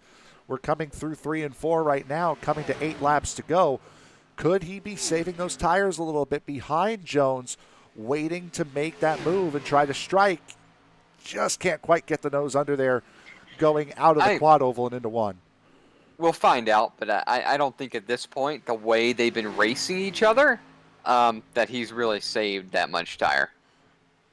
He might still be a little bit faster, but I don't think he's saved a significant amount more tire than Ryan Jones has used because of the way they've been racing. You can see he has stayed pretty much this close this entire lap, has Troy Torgerson. Not much between the 91 and the 98 for the final race win of the season. 7 laps to go, and Bechtel actually starting to fall off here. As we'll take a quick look further behind, Daniel Dill has caught up to Justin Winters. That's a battle for 4th position about to kick off. Gonna be an entertaining finish. In multiple spots here on this racetrack, as the 81 is right there on the 52 of Justin Winters.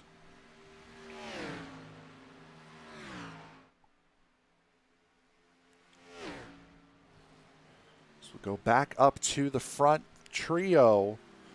Bechtel has really fallen off. He has fallen off a half a second on these guys. He has left it to Torgerson and Ryan Jones to battle it out here for this race win. 5 laps to go. Oh boy. Well, we're about to find out if he's left anything left in the tank of that number 98 machine. 'Cause this isn't a super speedway. It's time to start trying to make the moves and see what's going to happen here. And you can see he's amped up the aggression a little bit. He's gotten closer and closer and closer to Ryan Jones these last couple of laps. And that certainly is saying something because of how close we've seen him get to the back of that 91. To close that gap down, there's really nothing much left to close. Winters still holding Dill off for 4th. As we come down to 3 laps to go, the battle is for the race win between the 91 and the 98. 3 to go at the line. Man, I don't think I've ever been nervous in a booth before.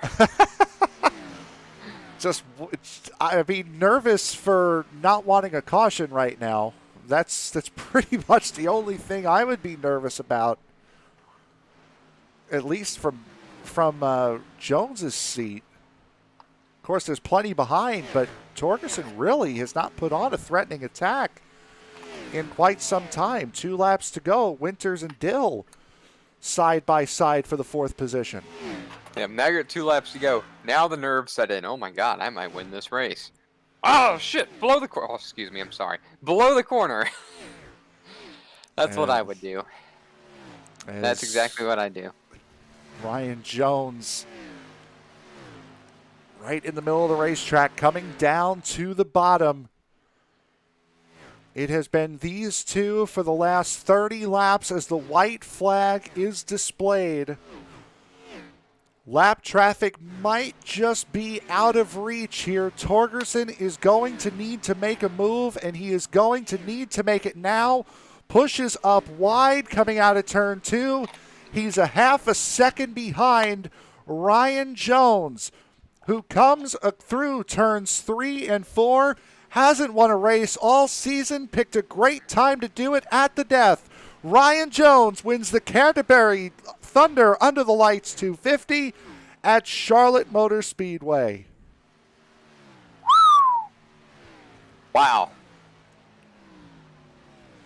Well deserved and incredible race and incredible racing. I mean, the whole last run, they were throwing bombs back and forth. You know, taking a line from you, back and forth, and Ryan Jones fought off every valiant effort that Troy Turgeson threw at him. Absolutely.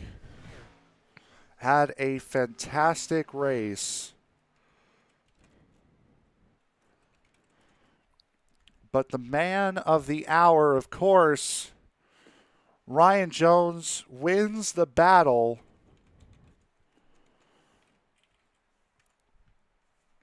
But the man who came home in 3rd place tonight wins the war.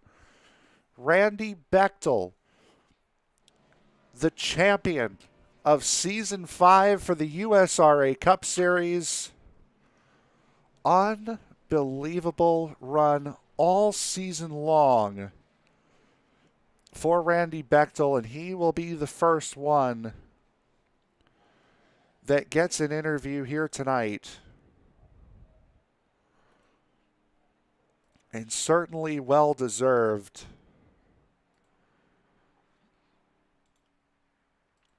I mean, an incredible, incredible season. And you know, Frank, and I think for all intents and purposes here, you should handle his interview. Yes. Since you've been watching him, you know, Yep. the last couple weeks, and I've been unable to be here. And then I would hate to take a little bit away from the champion of Season 5. Yeah, definitely. And we're going to bring him in right now.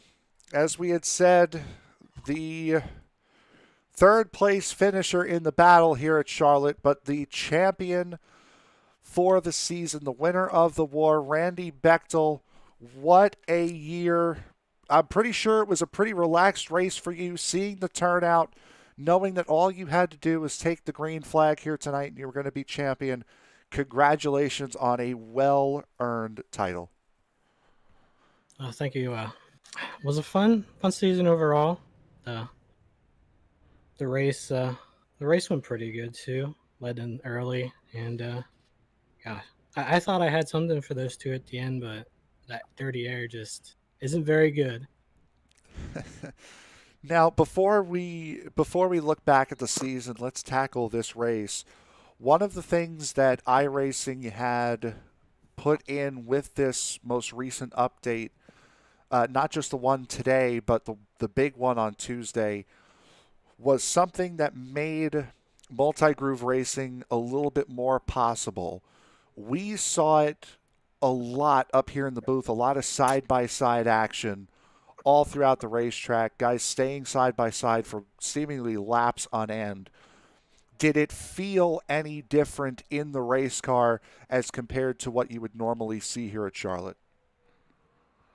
It definitely felt like there was a high line, at least in 1 and 2. I felt like it was too tight in 3 and 4, but as people were still running it, just not as high as I thought they would. But there was it the third run, second run? Yeah, third run. There was it like 6 or 7 of us all together running 2 wide, the whole everybody, and that was pretty exciting. It absolutely was. But now we'll focus on the championship at hand here. You had coming into the final quarter of this season a couple of bad runs. Your giant points lead had shrunk down to, if I remember correctly, I think it was about 17 points. And then you rattled off 2 race wins in a row. Add Torgerson's bad finish last week. You had one heck of a clutch run at the end of this season in order to take home this championship. How relieving was it to win those last 2 races to put yourself in this spot coming into tonight? Uh, I'm honestly kind of glad they were there because I love the unique tracks, and of course, Pocono is probably most unique quotation oval on the circuit. So, uh, yeah, I'm happy they was where they end. It started off pretty bad though. I don't The know. At Michigan, like my race was over before the green flag even flew because of checkups and my spoiler was messed up. So I really couldn't do much there. Then trying to claw my way up through the whole season. Evan having horrible luck in the middle of the season. It mhm. would have been a fun run if he didn't have all that bad luck too. Um, I think It's oops. I think it would have been a good run if Evan would have had some better luck after the road course. yes. But Mhm. it sucks. I'm sorry. Go ahead. Yeah, I was gonna say it just sucks for him. I think would have been fun. When you look back on this season, what do you think were some of the highest points for you? I mean, obviously winning the championship being the highest, but what do you think were some of the most memorable moments of this season for you? Mm, I'd probably say the back-to-back wins at Phoenix and Pocono to help pretty much secure this championship going in the final race. All right. Anybody you want to thank? Obviously, no race next week. Anybody you want to thank before we let you go and celebrate the championship? I want to thank my teammate Chase. Not sure what happened to him. He's had some horrible luck this year. Maybe next season he'll get some better luck. Their team owner Justin Wilson for helping out in practices, and my last teammate Ryan Jones. Congratulations on his, I think it was his first win at Yes, it USRA, was. so it's a big moment for him. Um, Eric and Jeff for running USRA, and always you guys for putting on a great broadcast. All right. We thank you very much for that. Again, your third place finisher tonight, your champion for the USRA Season 5, looking to put on a defense come next season. Congratulations, Randy. Thank you very much. All right, so that was your champion, Randy Bechtel. We will get a word in with the race winner here momentarily, as boy, it just again just an absolutely fantastic night all the way around. As well, didn't have to look too far to find Ryan Jones, and we're going to bring him in here. John, take it away, bud. On with pleasure. Ryan Jones, congratulations, man. I've been waiting to say your name, winning a race here since I left the car to the booth. Awesome job. Congratulations once again. Walk us through defending that P1 position from Troy Turgeson that last run. Man, I tell you what, I'm so and I ain't gonna lie, I was tearing up there on that last lap. I was like, I was screaming. I'm like, man, is this finally gonna happen? And sure enough, it did. And it didn't come easy. Troy is one of the best in the business that we got here, and I got mad respect for him and what he's been able to do. uh, with his tire management. And at this track, it's kind of more just like a one lane groove. Unfortunately, we all want multi groove racing in the future. Hopefully, we can get there. But right now it's all about just one groove and trying to hang on, and you can get a run on the inside, but if you can kind of hold that outside coming on the exits of each corner, it you lose all your momentum. So if you can let it stick, you can manage, and you can manage your tires a little better that way. So when Troy was going down below me, it was kind of wearing him out a little bit more on his right sides. So all in all, man, it was just I'm whooped. He didn't make it easy. Randy didn't make it easy either. I got to thank him, Justin Wilson, and Chase Berry. They've really welcomed me in to Payday Racing, and I got to thank ESPN for you guys and always being there to support us. And I got to thank GTR for hopping on board this year as well. Man, it was just what a ride. I'm so blessed and humbled to be in a league full of great race car drivers, and I'm glad that we were able to finish it like this, and I'm so excited for next season. Yeah, as from a fan standpoint, I think everybody will be excited to see, considering iRacing will be pushing some new updates. It'll be changing some things. Recently pushed a big update. So I'm surprised to hear you didn't think there was multi-groove racing. We heard from Randy Bechtel, and he felt like there was a little bit more multi-groove, but maybe it takes some time for everybody to build that up. Um, I had fun. I'm probably gonna have to watch next season or try to race again next season. But I mean, you built a fan in me. I mean, no, we're kind of buddies, but excellent job. I had a blast watching you hold him off and win this race. Frank, do you got anything for him? Yeah, I mean, what you'd missed a couple of races this season. You had a lot of good runs, a couple podium finishes here and there. When you think back on this season, what do you think is the most memorable part of the year for you?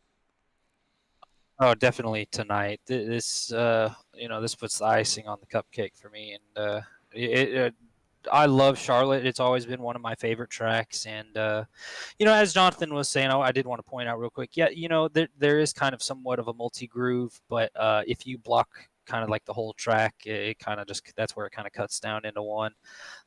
So again, at the end of the day, it's just all about kind of managing your tires in that aspect. But I missed one race this year because of internet issues. Unfortunately, we all deal with it, and it just so happened to be on the one day that we had to race. My internet went out, and it didn't come on for like another 2 days. So that definitely killed the momentum in the point standings. I was definitely hoping to get up in the top five had that not happened.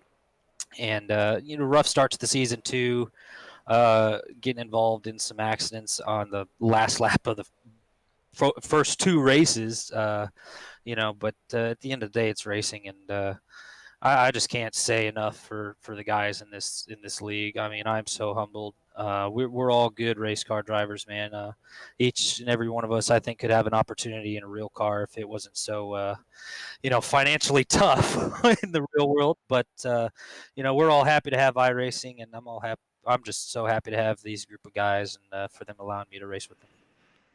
Anybody you want to thank before we let you go and celebrate your first win in the USRA? Oh yeah, like I said earlier, GTR, man, they've helped me finish my rig, and they've helped me become a better driver, finishing the sim rig and getting it all kind of set up. And then I got to thank you guys. You guys sponsored me at the beginning of this season, and I got to say I thought I had the best looking car out there, at that weekend day. So I got to give a lot of credit to you guys and just staying with us. This has definitely been the best broadcast group that I've ever seen in my entire experience with iRacing. So you guys have done a tremendous job, and I'm proud of you guys and where ESPN is going. And I just can't say enough to USRA, man. What a season! I can't wait for next season. Well, we really appreciate the kind words. Your winner here tonight, Ryan Jones, first win in the USRA. Congratulations. Thank you, guys. Thank you, Jonathan. Appreciate it all.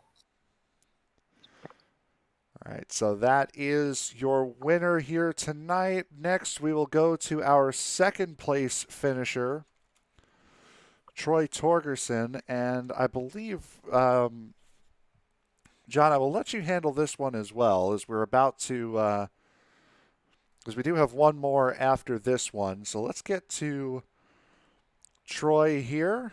And John, take her away. Mr. Troy Turgeson, what a fun battle watching you throw bomb after bomb after bomb at Brian Jones, trying to I don't want to say steal this win, but pull off a win here. Walk us through the battle. It seemed like every time you got side by side with him, he just managed to get a little momentum off turn 4, and you just couldn't complete the pass. Walk us through that. Yeah, we had a good run tonight. Yeah, he was running. He was running right in the middle of the track, the high line going in, and well, then the low line coming out, and I couldn't really get a run on him. Tried to get the nose on the outside a couple of times, but it was too. There wasn't any room out there, so I tried to low a couple times, and um, yeah, the high line had the more momentum. He ran the middle of the track, and every time I was out underneath him, man, we were real close together. He wasn't giving me an inch either way, so I couldn't get any momentum off the corner. So happy with P2. Yeah, and we just spoke to him a moment ago, and he gave you major kudos, props. So that he's got a lot of respect for you. But one thing I think Ryan Jones is good at is he's really good at not giving you an inch. He's really good at holding you down on the line or holding you up. And we saw that tonight that I put on show with you, and I think you're an excellent driver, and he managed to hold you off, and you might have had a slightly faster car even, but just not enough so to get by him. I think he had an excellent run. I heard last week, unfortunately, he kind of fell out of the championship hunt. So P2 tonight, P2 in the standings. I look forward to next season, I imagine. I've had a lot of fun watching you. Great run tonight. Anyone you would like to, or excuse me, Frank, if you've got anything for Troy, go ahead. Yeah, just kind of the standard question, I guess, that's gone through the last two. When you think back on this season, what do you think has been the most memorable moment or moments for you over this last season? Oh, we managed to grab a couple of wins. Of course, the Brickyard, that was a big one, man. I was really excited about that one. We stole that one, and when you steal a race, that's always fun. Chandler was the class of the act there, but yeah, we had a good run again tonight. It was just kind of disappointing, like he touched on last week, 3 wide going in turn 1 on a restart there, and tried to give the guy on the inside a little bit of room, and I think the 5 car came down and got me in the door there. So, I mean, I don't know if he knew we were 3 wide or not, but that was really disappointing because I drove from 11th up to 1st. So, anyways, it is what it is, man. Yeah, you can't be disappointed with P2 with the caliber of these drivers, that's for sure. Anybody you want to thank before we let you go? Oh, just thank Patented Paints who put the paint on the car for the end of the year here. Thank you guys for a great season, man. You guys did a wonderful job. I always enjoy the broadcasts, and thank Jeff and Eric and all the guys that make this happen every week. It's been a fun season. All right, your second place finisher in the race tonight, second place finisher in the standings, Troy Torgerson. Congratulations, bud. Thanks, guys. And as we like to do at the end of the season here, we'd like to take a second and recognize the guys that make it all possible here, that allow these races to go on every single week. We're going to bring in now Eric Holly, who is the head admin for the series here. And Eric, welcome into the booth. I'm sure you cannot be, well, for your sake, unfortunately, you could be a little bit happier. But for the sake of the league, for the sake of the series, you could not be too upset with how things have gone this season. No, overall, it's a great season, packed full of really good racing. We had a great group of guys this year, and they really put on a show week after week. So I really want to thank them for showing up and, just making it a challenge out there. It certainly has it's been an amazing season. As I told you after last week, and brought it up during the race. It's almost criminal with how few drivers you've had here at the end of this season. Just great racing every single week. One of the better, more competitive leagues that I have seen in my 6 or 7 months doing this. It's been one heck of a ride all year long. And first of all, for ESPN, we would like to thank you endlessly for bringing us on to cover what has been a phenomenal season. Absolutely, you guys. We're great all year round. Just some of the best that's out there in regards to broadcasting this, some of this esports stuff. So we're super thankful for what you guys brought to our league, and we're looking forward to more in the future. Now, looking back on this season, I know you haven't had the greatest run of luck over these last couple of weeks, but you think back on this season, what do you think has been the most memorable parts of this season for you? That's kind of easy. I think just the fact that most of our races go caution free, or very few cautions. That's testament again to the guys that are out there. We had a little bit of a hiccup here tonight, but it was kind of an anomaly when you look back at a 16 race season.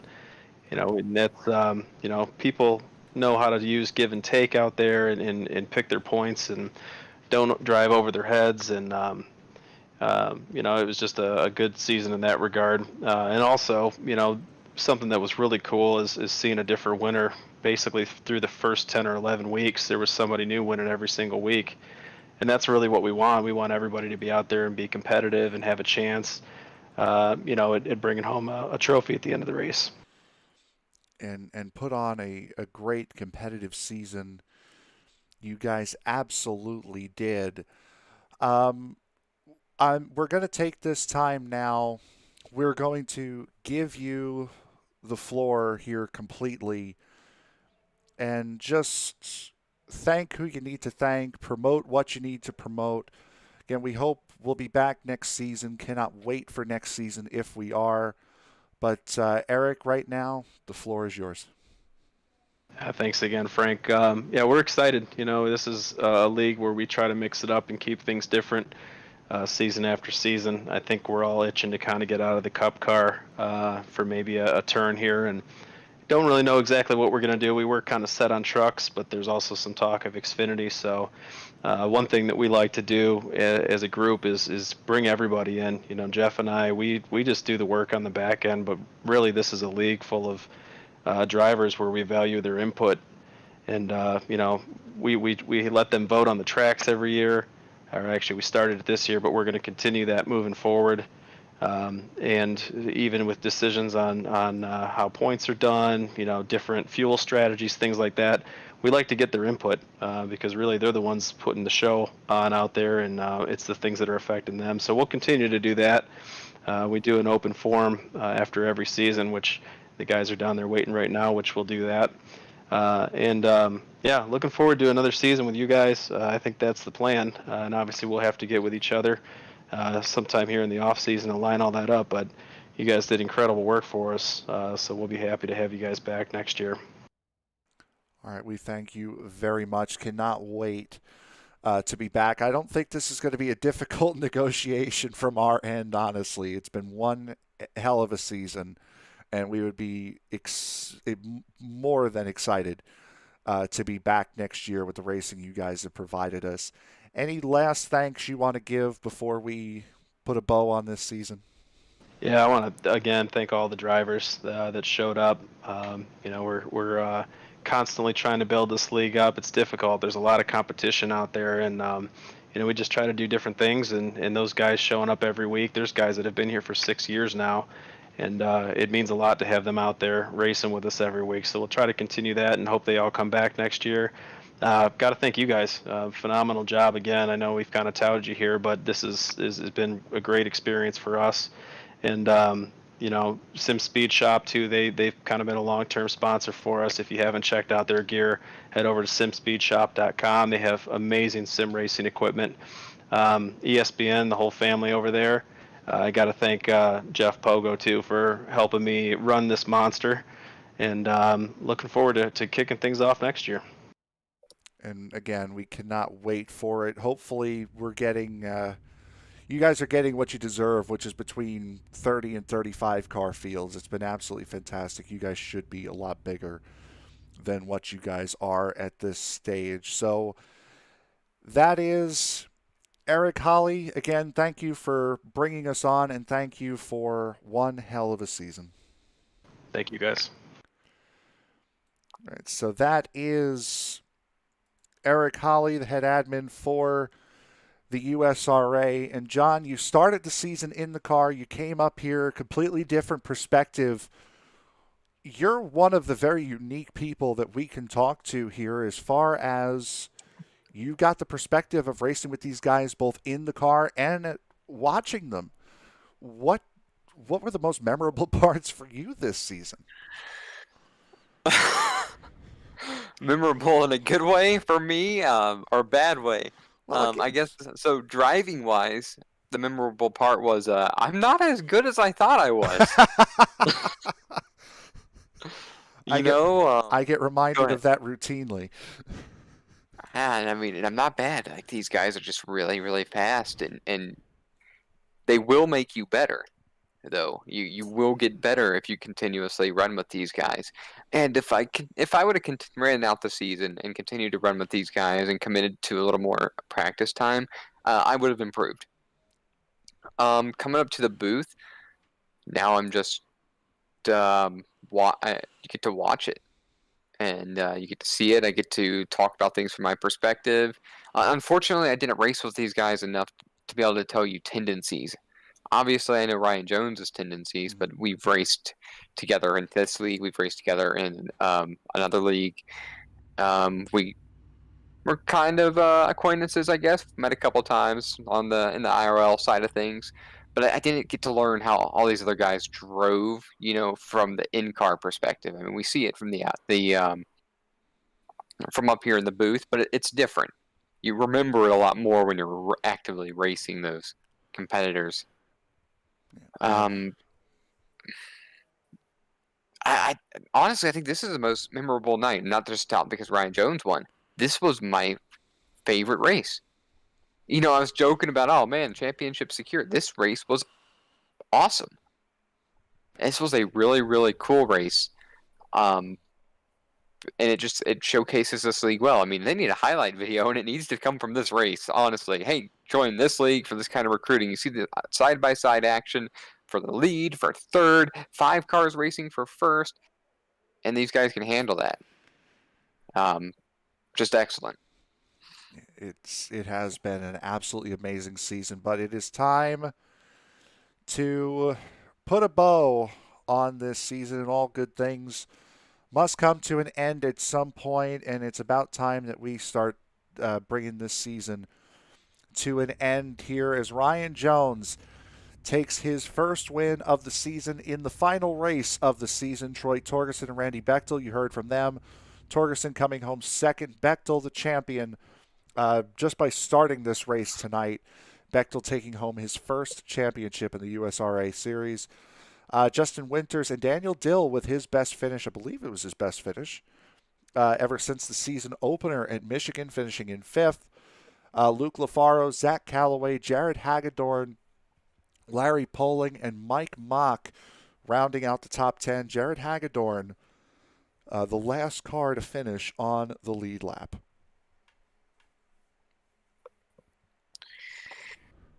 Wow. All right, next we're going to continue through the field here. Larry Pauling is going to come home 9th with Mike Mock. He saw a lot of action early on. I mean, he kind of got caught up, and then he was the cause of the second caution, I believe it was. The last one, actually. It was the last one with Holmes. Excuse me, yeah, the third. My mistake. Jamie Leach, P11 with Stephen Holmes, 12th. 13th is going to belong to Tommy Cannon. 14th, Jeff Pogo. Great run early. Was really doing an excellent job. Unfortunately, got into some trouble, got behind, got a lot of damage, and that eliminated his race. Chase Berry, I'm drawing a blank. Finishing P15th here. I don't really remember what happened to him. Could you fill me in if you do remember? He had gotten roughed up a little bit in the first caution and just never really got back up into Recovered. it. Yeah. Right. Then you got Eric Hawley, kind of again roughed up early as well, and then retired. And then Evan Pienta roughed up early. Alex Huffman. Well, so what happened to Alex Huffman? He ran into Eric Hawley under the caution for the second time, and that was the end of his race. So, I mean, really, from 14th on back to 18th, just struggles. Something happened. But, overall, 3 cautions, great racing. Yeah, this was just an excellent race. It absolutely was. And as we begin to wind it down, let's take a look at the upcoming schedule here on ESPN for the remainder of this weekend. The Circle B Diecast Super Speedway Series will be at Daytona tomorrow night for what I believe will be round 7 of that season. That will be at 8:20 p.m. Eastern Time. Myself and Nate Siefker will be in the booth for that. Coming up on Saturday night, it'll be the Sim Racers Edge Bravo Series from Legacy, Kentucky, and the IndyCar DW12s at 8:45 p.m. Eastern Time. On Sunday, the Majors Series in the Lotus 1979s at Long Beach. It's going to be an absolutely fantastic race. Broadcast starting at 7:45 there. And on Monday night, the Rowdy Energy Cup Series heads to Phoenix for round number 5. Tony Ball looking for his 4th consecutive win after finishing outside the top 10 of the Daytona 500. Has won the last 3 races that have been run, looking to go for number 4 coming up on Monday night. So we thank you very much for joining us here on yet another broadcast for the USRA. Again, excited to be back next season in whatever these guys decide to run. We know it's going to be one hell of a show. So for the final time in Season 5, for my broadcast partner, Jonathan Leach, I am Frank Marchese. Thank you so much for being a part of ESPN tonight and all season long for the USRA. We will see you tomorrow night for the Circle B Diecast Super Speedway Series from Daytona. Good night, everybody.